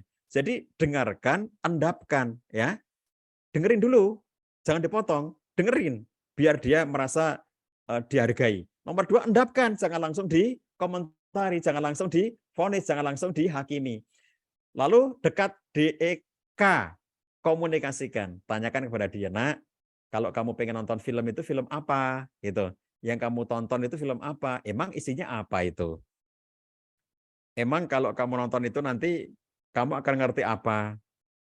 Terus kenapa kamu harus nonton film itu? Emang kamu mau nontonnya sama siapa? Komunikasikan, ya. Jangan langsung divonis, komunikasikan. Kalau tadi cewek yang cerita tentang temannya laki-laki yang ganteng gitu ya. Nak, gantengnya kayak apa sih? Komunikasikan ya. Terus perasaanmu gimana ketika ngelihat cowok ganteng itu? Itu dikomunikasikan. Kalau respon ibu, respon ayah itu mau mendengarkan, lalu mengendapkan, lalu mengkomunikasikan, dijamin anak itu nanti akan mau cerita dengan leluasa, termasuk di waktu-waktu yang berikutnya. Tetapi kalau orang tuanya nggak mau mendengarkan, nggak mau mengendapkan, nggak mau mengkomunikasikan, langsung menghakimi, langsung menyalahkan, langsung melarang, dipastikan untuk selamanya anak tidak mau bercerita. Kalau nanti dia mau nonton film, dia nggak mau cerita lagi sama orang tuanya, pasti nggak boleh. Jadi akhirnya dia nggak mau cerita. Mesti akan disalahkan, mesti akan dilarang, mesti akan dimarahi. Jadi kalau begitu, ketika nanti dia nonton film, itu dia akan nyari-nyari alibi, nyari-nyari alasan. Aku boleh nggak pergi belajar kelompok dengan teman-temanku gitu. Dia nggak bilang nonton gedung bioskop, karena kalau nonton film pasti dilarang. Nah itu bahayanya ya Bapak Ibu sekalian. Jadi dengarkan, endapkan, komunikasikan. Lalu arahkan. Kalau misalnya itu memang tidak baik, nah kenapa sih harus nonton film-film hantu-hantuan kayak begitu? Kenapa sih harus nonton film pocong-pocong kayak begitu? Kenapa sih harus nonton desa penari atau desa KKN atau apapun gitu? Kenapa sih harus nonton yang kayak begitu gitu? Diarahkan ya. Boleh nonton, tapi tontonan-tontonan yang lebih bermutu. Ada banyak kok film-film yang bermutu, film-film yang juga bisa menarik untuk kamu, itu kan lebih mendidik. Itu arahkan. DEKAT, terakhir tegaskan. Kayak apapun sikap Anda ya, ayah, ibu, tegaskan kepada anak bahwa ayah, ibu sangat mencintai kamu, sangat sayang kepada kamu. Jadi Bapak Ibu tidak ingin terjadi sesuatu yang enggak baik pada kamu, makanya kalau ayah ibu mengarahkan ini, itu karena sayang sama kamu. Itu tegaskan ungkapan rasa cinta sayang kepada anak-anak Anda. Nah demikian ya ayah bunda sekalian, untuk anak remaja, kalau anak Anda sudah SMP dan SMA, perhatikan formula dekat ini. Dengarkan, endapkan, komunikasikan, arahkan, dan tegaskan. Dengan cara Anda punya kedekatan seperti itu, insya Allah anak Anda akan kooperatif dan nyaman bersama dengan Anda. Masih ada waktu, kita sambung dengan dialog. Saya kembalikan pada pembawa acara. Assalamualaikum warahmatullahi wabarakatuh. Waalaikumsalam warahmatullahi Warahmatullahi wabarakatuh. wabarakatuh. Kita ucapkan terima kasih banyak yang sebesar-besarnya kepada Ustaz Cahyadi. Bapak Ibu Ayah Bunda yang kami hormati, tentu banyak hal yang sudah disampaikan. Kita belajar banyak bahwa parenting ala Nabi ternyata memang sudah dimulai semenjak kita memilih pasangan suami istri kita masing-masing. Artinya harus sejak dari awal, dan petunjuknya pun dari Nabi saya kira memang sudah banyak ya Bapak Ibu. Sudah jelas mulai dari bagaimana ketika kita merencanakan anak, kemudian lahir, menyusui, dan masing-masing fase itu saya kira Bapak Ibu peran kita perlu dan harus senantiasa intens ke anak-anak kita masing-masing. Bapak Ibu yang kami hormati ayah bunda sekalian, kita akan lanjutkan dengan sesi tanya jawab sambil Bapak Ibu Ayah Bunda menyiapkan pertanyaan, ini ada sedikit video dari panitia. Untuk pertanyaannya nanti tolong disampaikan melalui kolom chat ya Bapak Ibu, kolom chat 3 pertanyaan pertama nanti kami akan bacakan. 1 orang masing-masing 1 pertanyaan. Oke. Disampaikan melalui kolom chat, 1 orang masing-masing 1 pertanyaan, 3 pertanyaan pertama nanti kami akan bacakan. Kalau masih ada waktu kita akan lanjutkan.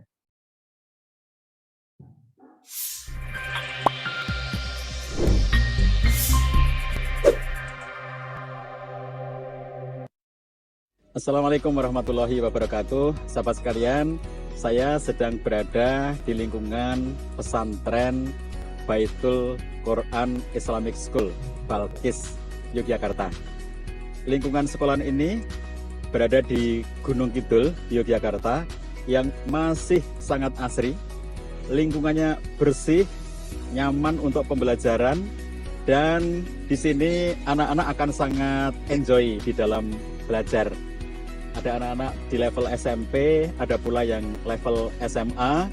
Mereka belajar di pesantren Balkis, Yogyakarta, putra maupun putri. Di sini mereka dididik untuk menjadi karakter yang islami, belajar Quran, menjadi seseorang yang dididik untuk mandiri, sehingga mereka kelak bukan hanya pandai secara akademik yang bisa meneruskan ke kampus-kampus ternama, tetapi mereka memiliki hafalan Quran yang banyak, memiliki kepribadian yang islami, dan memiliki kemandirian, dilatih dengan berbagai macam keterampilan. Nah, ayah bunda sekalian, titipkan putra-putri ayah bunda di pesantren Balkis, Yogyakarta.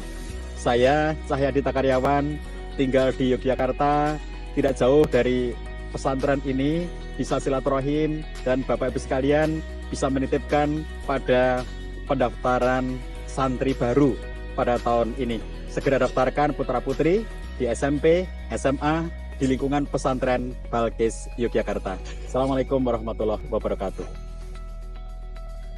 Ya, demikian tadi ada penyampaian dari panitia. Alhamdulillah langsung Pak Cahyadi kemarin yang menyampaikan, alhamdulillah berkesempatan hadir dan silaturahim ke Balkis. Ayah bunda sekalian, terkait dengan PPDB, kami dari panitia PPDB menyampaikan PPDB Balkis masih dibuka sampai sekarang kepada ayah bunda yang sedang mencari SMP atau SMA untuk anak-anaknya, kami masih membuka PPDB dan berharap juga Bapak Ibu Ayah Bunda sekalian membagi, share info PPDB Balkis ke semua kolega, ke semua teman, ke semua keluarga Ayah Bunda sekalian. Selanjutnya Ayah Bunda sekalian yang kami hormati, kami akan bacakan beberapa pertanyaan. Yang pertama dari Ibu Reni Oktaviana, mohon maaf Ustadz, izin bertanya, bagaimana cara menjalin kedekatan orang tua ke anak yang di pondok? Dan antara anak-anak yang masing-masing juga mondok di pondok yang berbeda. Matur nuwun. Satu-satu dulu ya. Oke, baik. Oke, ini menarik banget ya pertanyaan ini, karena ini merupakan realitas dari kita, mayoritas kita yang hadir di sini, anak-anak kita di pondok seperti yang di Balkis, atau mungkin ada sebagian ayah bunda yang satu putra putrinya di Balkis, lalu kemudian ada putra putrinya di tempat lainnya gitu ya, di pondok-pondok lainnya gitu, sehingga anaknya bertebaran, ada yang di Jawa Barat, ada yang di Jawa Tengah, ada yang di Jawa Timur, ada yang di Jogja gitu. Gimana menjalin kebersamaan dengan mereka? Nah, itulah pertanyaan ini. Kenapa tadi saya awali dari kita itu melakukan parenting itu sejak sebelum prekonsepsi, sejak sebelum konsepsi, prekonsepsi. Kenapa itu perlu saya sampaikan? Supaya kita semuanya meyakini, mengerti bahwa apabila kita sudah melaksanakan peran-peran itu, sebetulnya tidak perlu mengkhawatirkan soal keterpisahan kita dengan anak-anak. Karena pasti suatu ketika kita pasti akan berpisah. Jadi begini ayah bunda sekalian. Orang tua itu nggak mungkin selamanya itu akan menemani anaknya, itu nggak mungkin. Ya. Jadi makanya orang tua itu satu sisi dia harus berlaku sebaik-baiknya dengan anaknya, tapi sisi yang lainnya dia harus menyiapkan bahwa suatu ketika anaknya itu memang tidak bersama dengan orang tuanya, entah karena dia di pondok pesantren, entah karena dia kuliah di kota yang berbeda, atau karena kelak ketika sudah dewasa dia sudah hidup mandiri bersama dengan keluarga barunya. Itu perlu disiapkan oleh kita, karena nggak mungkin kita itu akan menemani mereka terus-menerus, itu nggak mungkin. Jadi anak kita di pesantren itu tidak masalah ya, karena itu kita sudah membondingnya sejak apa? Sejak tadi kalau ibu-ibu 9 bulan ya dalam kandungan, anaknya sudah ikut. 2 tahun disusuinya. Ayah tadi saya gambarkan sudah membawanya, mengazankan, mengikomahkan, memandikan, ya, ganti popok, semua tindakan-tindakan yang sebaiknya ayah yang melakukan, ya, jangan ibu terus yang melakukan, tapi ayah yang melakukan supaya bonding itu kuat. Jadi kalau bondingnya kuat, ya, bonding itu kuat, maka kemudian kalaupun nanti ayah dan ibu itu tidak bersama dia, maka anak ini sudah akan memiliki keterikatan yang cukup kuat. Itu namanya keterikatan hati, keterikatan spiritual, keterikatan emosional, keterikatan intelektual antara anak dengan orang tuanya. Dalam hal kita itu sedang LDR, ya, misalnya kalau LDR-nya itu kan ada yang suami istri LDR, misalnya suaminya kerja di luar Jawa, istrinya di Jawa, misalnya. Kemudian ada yang LDR-nya antara orang tua dengan anak karena anaknya mondok pesantren yang beda kota dengan orang tuanya atau kuliah dengan kota yang berbeda. Jadi kan LDR itu kalau dalam keluarga bisa antara suami istri, bisa antara orang tua dengan anak, ya, long distance relationship itu. Jadi kita satu keluarga itu bisa berbeda-beda tempat tinggalnya. Kalau ayah bunda yang punya 3 anak misalnya, ya, ayah kerja di luar Jawa misalnya, atau misalnya gini, ayah kerja di Jakarta, ibu kerja di Gunung Kidul, kan sudah beda kan, ayah di Jakarta, ibu di Gunung Kidul. Anak pertama kuliah di Surabaya, anak kedua mondok pesantren di Balkis, anak ketiga mondok di tempat lain misalnya gitu. Jadi beda-beda semua nih kotanya. 5 orang, suami, istri, dan 3 anak, beda-beda semua kotanya gitu ya. Nah yang seperti itu kalau kita lihat, perhatikan keluarganya Nabi Ibrahim alaihissalam. Jadi 2 uswatun hasanah yang disebutkan dalam Quran itu mewakili 2 jenis keluarga yang berbeda. Uswatun hasanah yang disebut dalam Quran itu adalah Nabi Ibrahim alaihissalam dan Nabi Muhammad Shallallahu alaihi wasallam. Hanya 2 nabi itu yang dinyatakan dengan tegas oleh Quran bahwa beliau adalah uswatun hasanah. Nabi-nabi yang lainnya tidak ada yang disebut oleh Allah SWT sebagai uswatun hasanah. Nah, 2 nabi yang disebut oleh Allah SWT sebagai uswatun hasanah itu adalah 2 nabi yang mewakili 2 kondisi yang berbeda. Nah, perhatikan ayah bunda sekalian, yang ayah bunda yang lagi LDR dengan anaknya, termasuk LDR karena pondok pesantren, ya, itu kita perhatikan contoh Nabi Ibrahim alaihissalam. Nabi Ibrahim itu saking LDR-nya, itu sangat jarang ketemu anaknya, bahkan saking jarangnya ketemu anaknya itu, kapan Ismail nikah saja dia nggak tahu, ya. Ismail nikah kapan dia nggak tahu. Istrinya Ismail berarti menantu dia yang mana aja dia nggak tahu, ya. Itu saking LDR-nya kan. Jadi luar biasa LDR-nya Nabi Ibrahim itu, sampai nggak kenal kok menantunya yang menantu karena nggak ngerti kapan nikahnya gitu. Itu saking LDR-nya mereka. Suatu ketika Ibrahim datang menengok rumah Ismail, ya, dan kemudian ketemu dengan istrinya Ismail, tapi istrinya Ismail tidak tahu kalau itu mertuanya. Perhatikan ya, saking LDR-nya itu sampai menantunya tidak kenal mertuanya. Itu karena tidak pernah ketemu gitu. Jadi ketika Ibrahim datang, si istrinya Ismail itu nggak tahu kalau itu adalah ayah mertuanya. Lalu dia tanya-tanya, gimana kehidupan kamu gitu. Lalu dijawab, aduh kehidupan kami susah, hidup kami serba kekurangan, nggak enak banget hidup sama Ismail itu, bla bla bla. Dia cerita tentang kegetiran-kegetiran.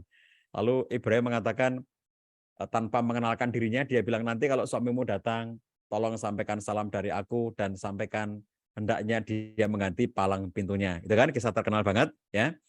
Dan begitu Ibrahim pergi, lalu kemudian nggak lama suaminya si Ismail itu datang, ya.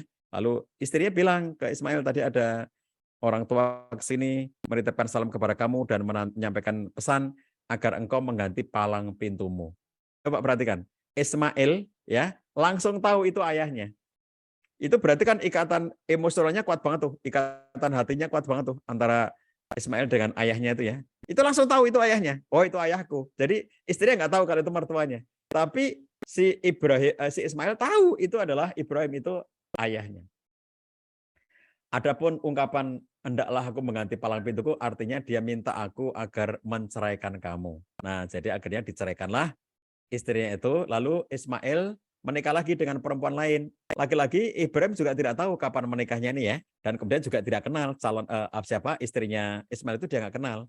Lalu sekian lama kemudian Ibrahim datang lagi menengok rumah Ismail dan ketemu dengan istrinya yang kedua ini ya, yang setelah dicerai istri pertama, ini istri kedua. Sama pertanyaannya, bagaimana kehidupan kamu? Dia mengatakan, alhamdulillah, kehidupan kami baik, kehidupan kami bahagia.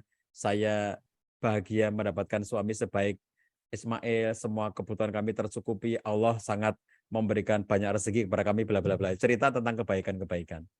Lalu Ibrahim mengatakan, nanti sampaikan salamku untuk suamimu dan sampaikan agar dia mempertahankan palang pintunya. Jadi ketika Ismail datang, istrinya bercerita, tadi ada orang tua menitipkan salam kepada kamu dan menyampaikan pesan agar engkau mempertahankan palang pintumu. Nah, kata Ismail, itu tadi ayahku, itu Ibrahim. Pesannya untuk mempertahankan palang pintu artinya agar aku mempertahankan engkau sebagai istriku. Perhatikan itu ya. Jadi keluarga yang LDR, bahkan kemudian LDR-nya itu sedemikian, kalau istilah saya itu ekstrim, karena sampai menantunya pun dia nggak kenal gitu ya. Itu ternyata tetap bisa menjalin hubungan yang sangat baik.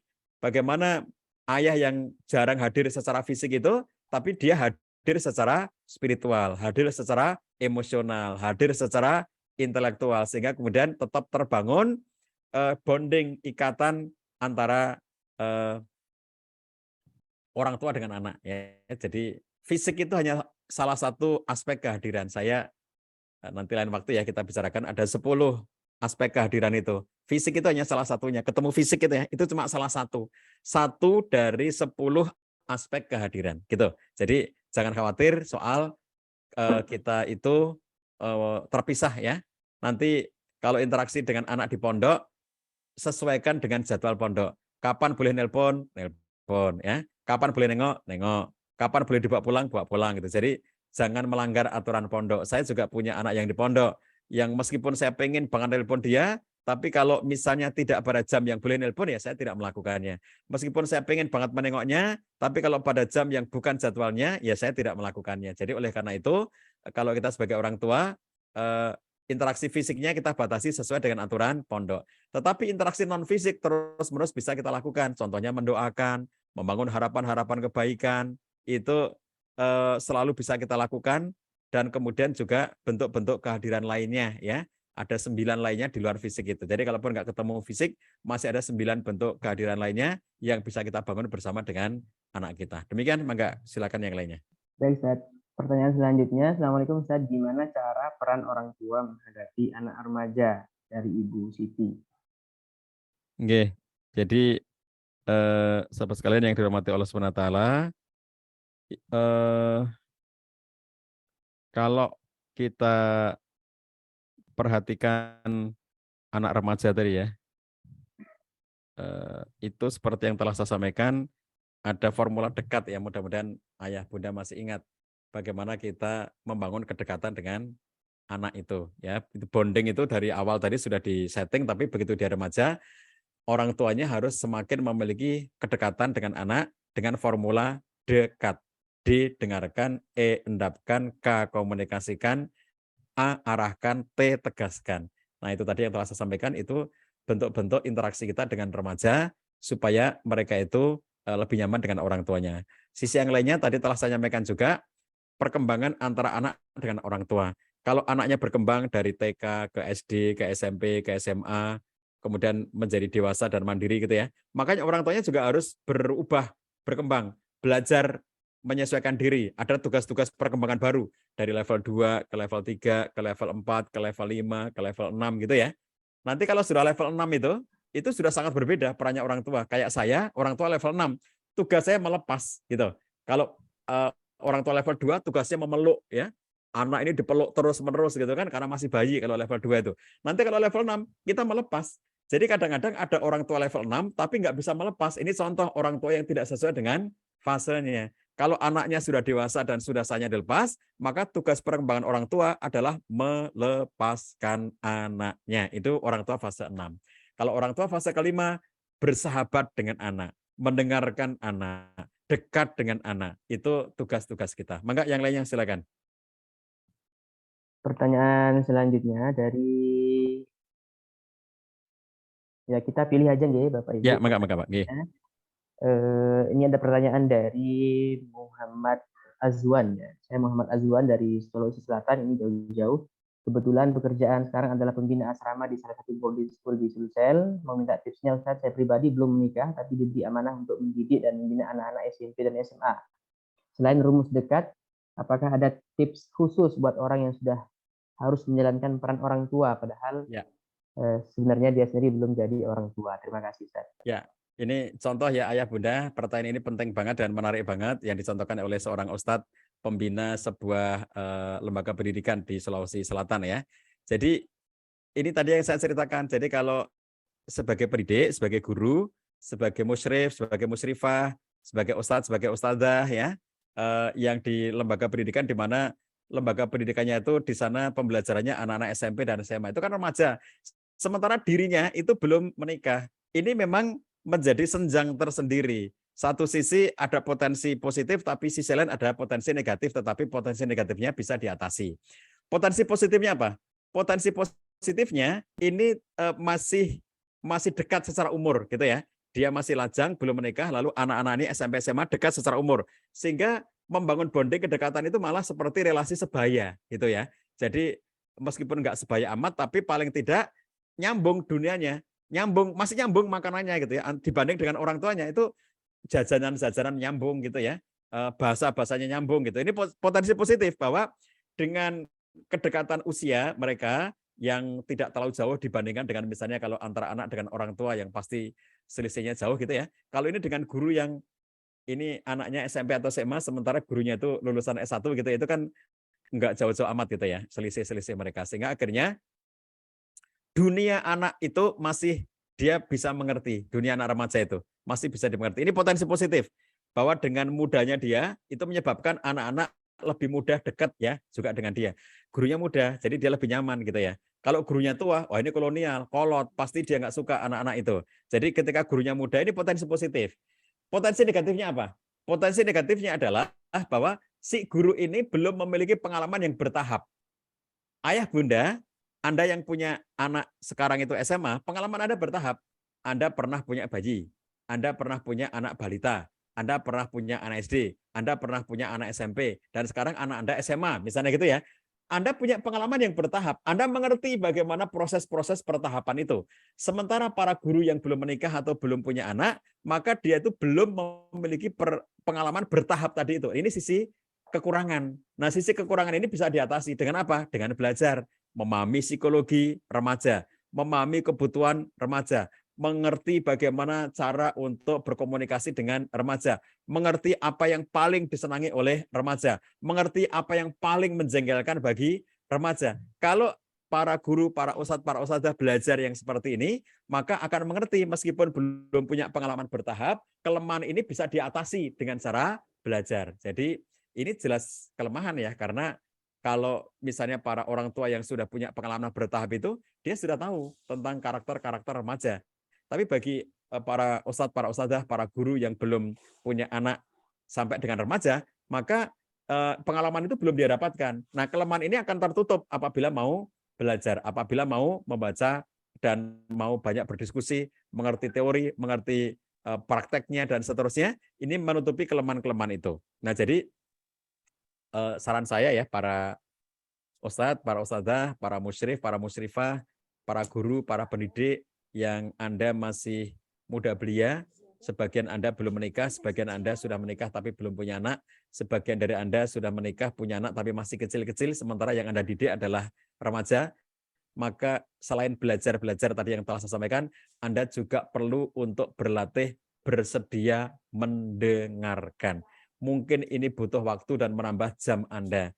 Mungkin kalau Anda berbicara soal gaji, ini tidak digaji secara khusus bahwa Anda mendengarkan curhat atau keluhan dari murid atau siswa-siswi Anda.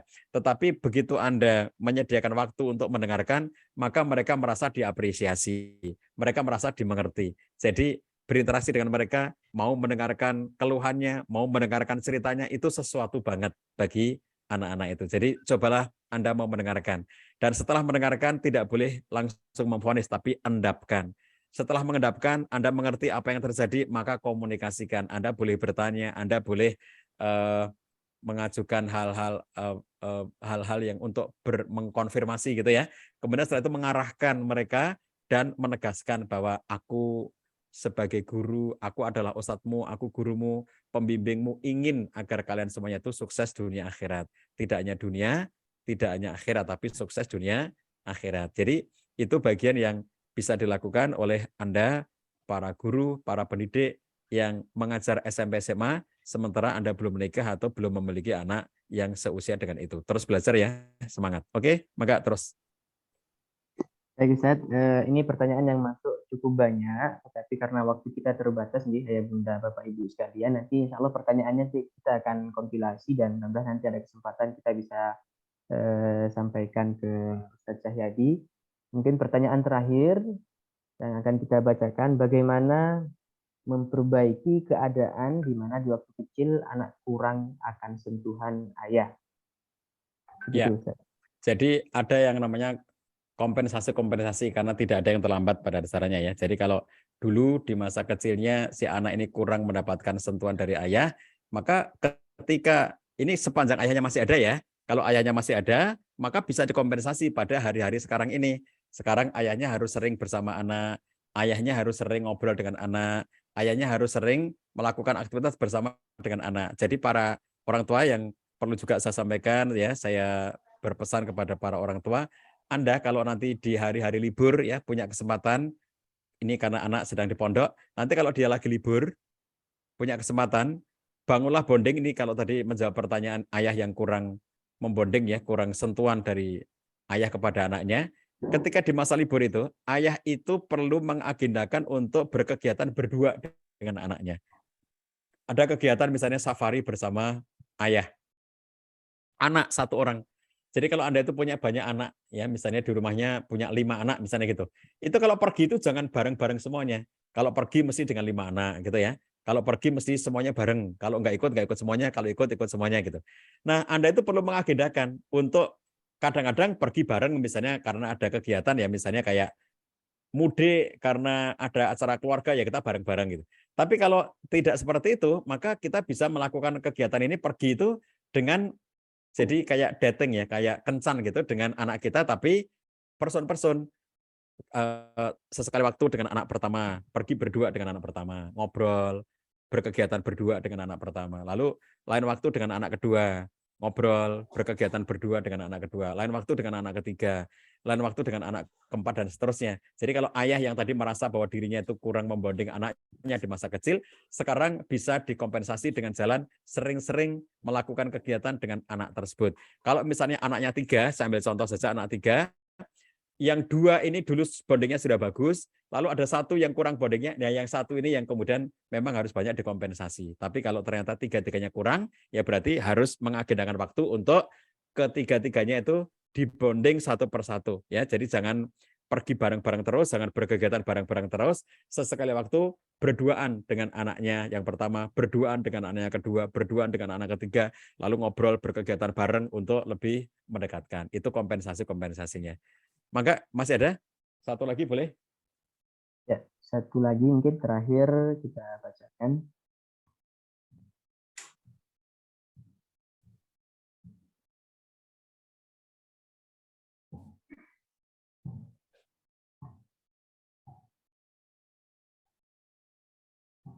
Dan terakhir ini dari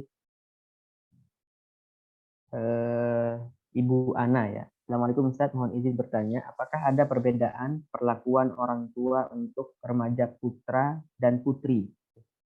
Ya, baik.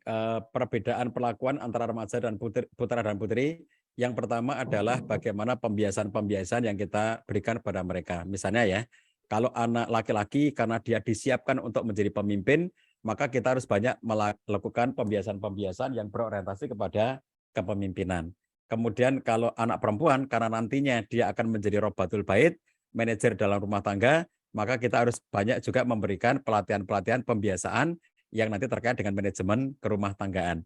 Kalau perbuatan praktis kerumah tanggaan itu bisa kita lakukan dan kita bisa latihkan untuk semuanya. Misalnya contohnya memasak. Memasak itu anak laki-laki, anak perempuan kita latih semuanya. Anak laki-laki harus bisa memasak, anak perempuan juga harus bisa memasak. Bersih-bersih rumah, bersih-bersih kamar, kemudian mencuci, menyetrika gitu ya. Itu dua-duanya, baik laki-laki maupun perempuan. Pokoknya kalau yang praktis-praktis seperti ini, kita latihkan untuk semuanya. Baik laki-laki maupun perempuan, kita latih mereka untuk mereka itu bisa melakukan tindakan-tindakan yang nantinya menjadi alat hidup atau apa namanya standar kehidupan gitu ya. Jadi ilmu-ilmu kehidupan kayak masak itu kan ilmu kehidupan karena itu laki-laki dan perempuan membutuhkan ya. Jadi kita tidak usah membatasi kalau dalam contoh yang seperti itu. Tapi titik tekannya itu nanti yang membedakan diantaranya karena kita menyiapkan anak laki-laki untuk menjadi pemimpin dalam keluarga, ar-rijalu qawwamuna 'alan nisa, dia sebagai pemimpin, maka nilai-nilai kepemimpinan perlu kita tanamkan, mengambil keputusan, melatihnya untuk melakukan satu aktivitas yang kita percayakan kamu melakukan ini dan kamu sendiri melakukannya. Pecahkan kalau ada kesulitan, itu kita latihkan kepada anak kita.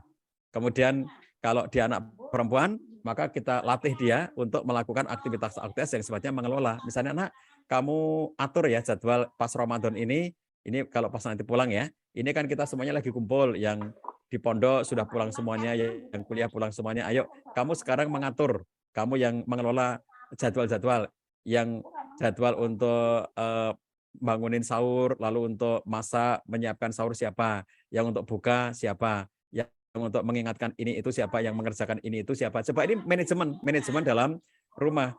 Biasakan anak perempuan untuk dia dilatih untuk memanage ya. Kalau pekerjaan praktisnya bisa siapa aja. Praktis itu kayak tadi masak, nyuci, ya, setrika baju, kemudian bersih rumah. Bisa laki-laki, bisa perempuan. Tapi mengatur, memanage ini, itu misalnya orang tua percaya karena kamu mumpung di rumah nih, ini ada uang untuk belanja, kamu pegang ya uangnya. Nanti kamu atur ya belanja selama Ramadan ini, masih ada beberapa hari Ramadan, ini uang Abi Umi cuma segini nih sampai dengan akhir Ramadan itu. Kamu kelola sebaik-baiknya, mempercayakan. Ini contoh melatih hal-hal yang spesifik pada jiwa anak-anak kita. Lalu kemudian melatih anak perempuan itu juga dengan hal-hal yang nanti sifatnya pengaturan-pengaturan kerumah tanggaan ya. Jadi ini hal-hal yang spesifik. Lalu kalau yang umum antara laki-laki dan perempuan diantaranya juga adalah soal yang disebut sebagai soft skill. Soft skill itu umum laki-laki dan perempuan. Misalnya soft skill itu misalnya kemampuan untuk mengapresiasi, mengucapkan terima kasih, meminta maaf, meminta tolong, terima kasih, maaf ya, 3 kata ajaib. Itu soft skill namanya. Itu perlu dilatihkan kepada anak laki-laki maupun kepada anak perempuan. Kira-kira begitu Bapak Ibu sekalian yang dirahmati Allah Subhanahu wa taala. Semua pertanyaan yang sudah masuk nanti silakan direkap dan kirimkan ke saya. Insya Allah akan saya jawab dalam forum lainnya atau dalam bentuk lainnya. Tapi semua pertanyaan yang sudah tersampaikan di sini, insya Allah saya akan menjawabnya ya dengan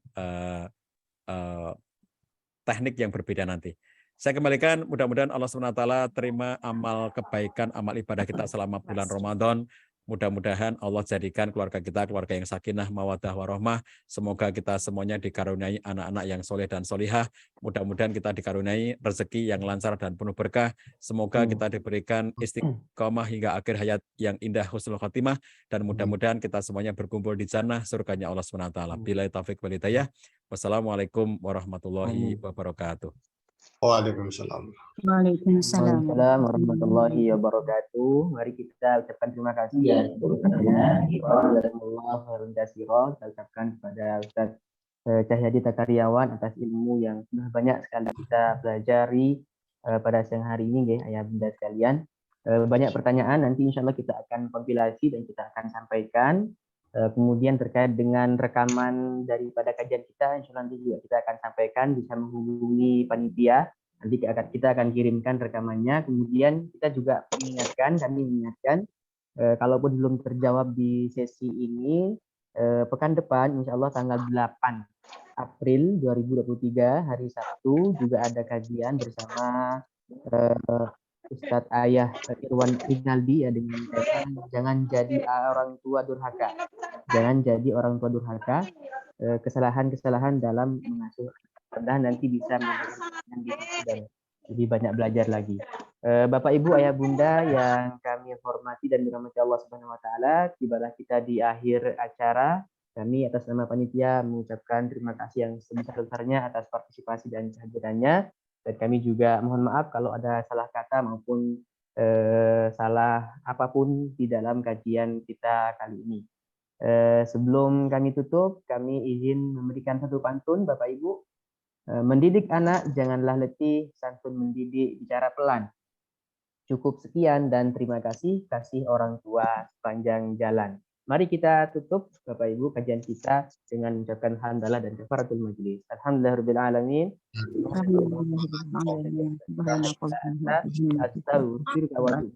Syukran. Assalamualaikum warahmatullahi wabarakatuh. Waalaikumsalam warahmatullahi wabarakatuh.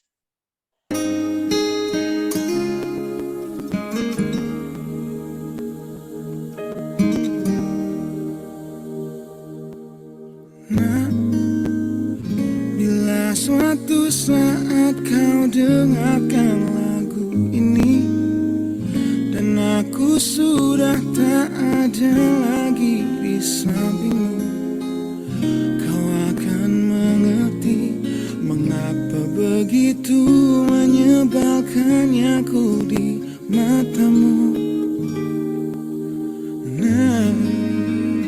Jika saat nanti kau telah hidup sendiri dan dunia ternyata tak seperti harapanmu, ku ada di sini menjadi rumah yang selalu menanti kepulanganmu. Kelak kau akan jadi orang tua seperti aku yang ingin anakmu bahagia dengan hidupnya.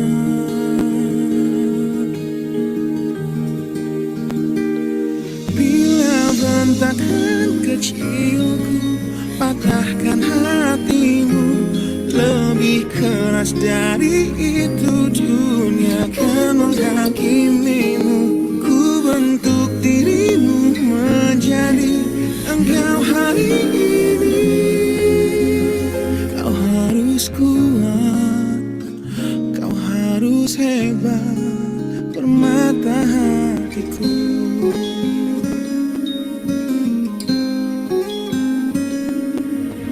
Nah, kan tiba waktu kau harus tentukan jalanmu yang mungkin tak searah dan indah di mataku.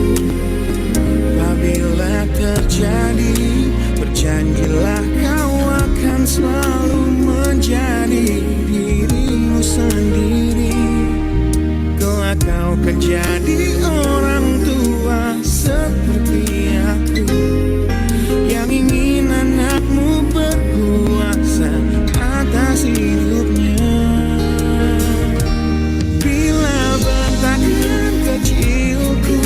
Patahkan hatimu, lebih keras dari itu dunia akan menghakimimu. Ku bentuk dirimu menjadi engkau hari ini. Kau harus kuat, kau harus hebat, permata hatiku.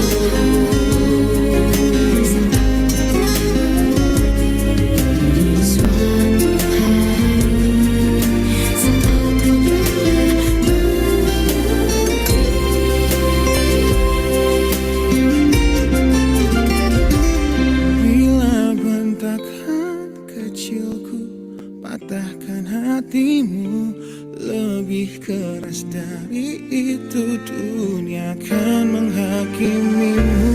Ku bentuk dirimu menjadi engkau hari ini. Kau harus kuat, kau harus hebat.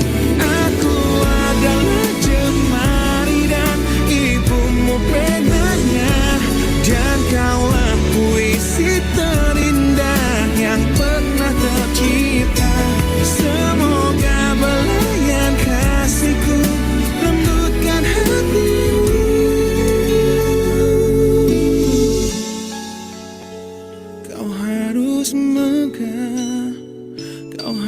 harus indah, kau harus kuat, kau harus hebat.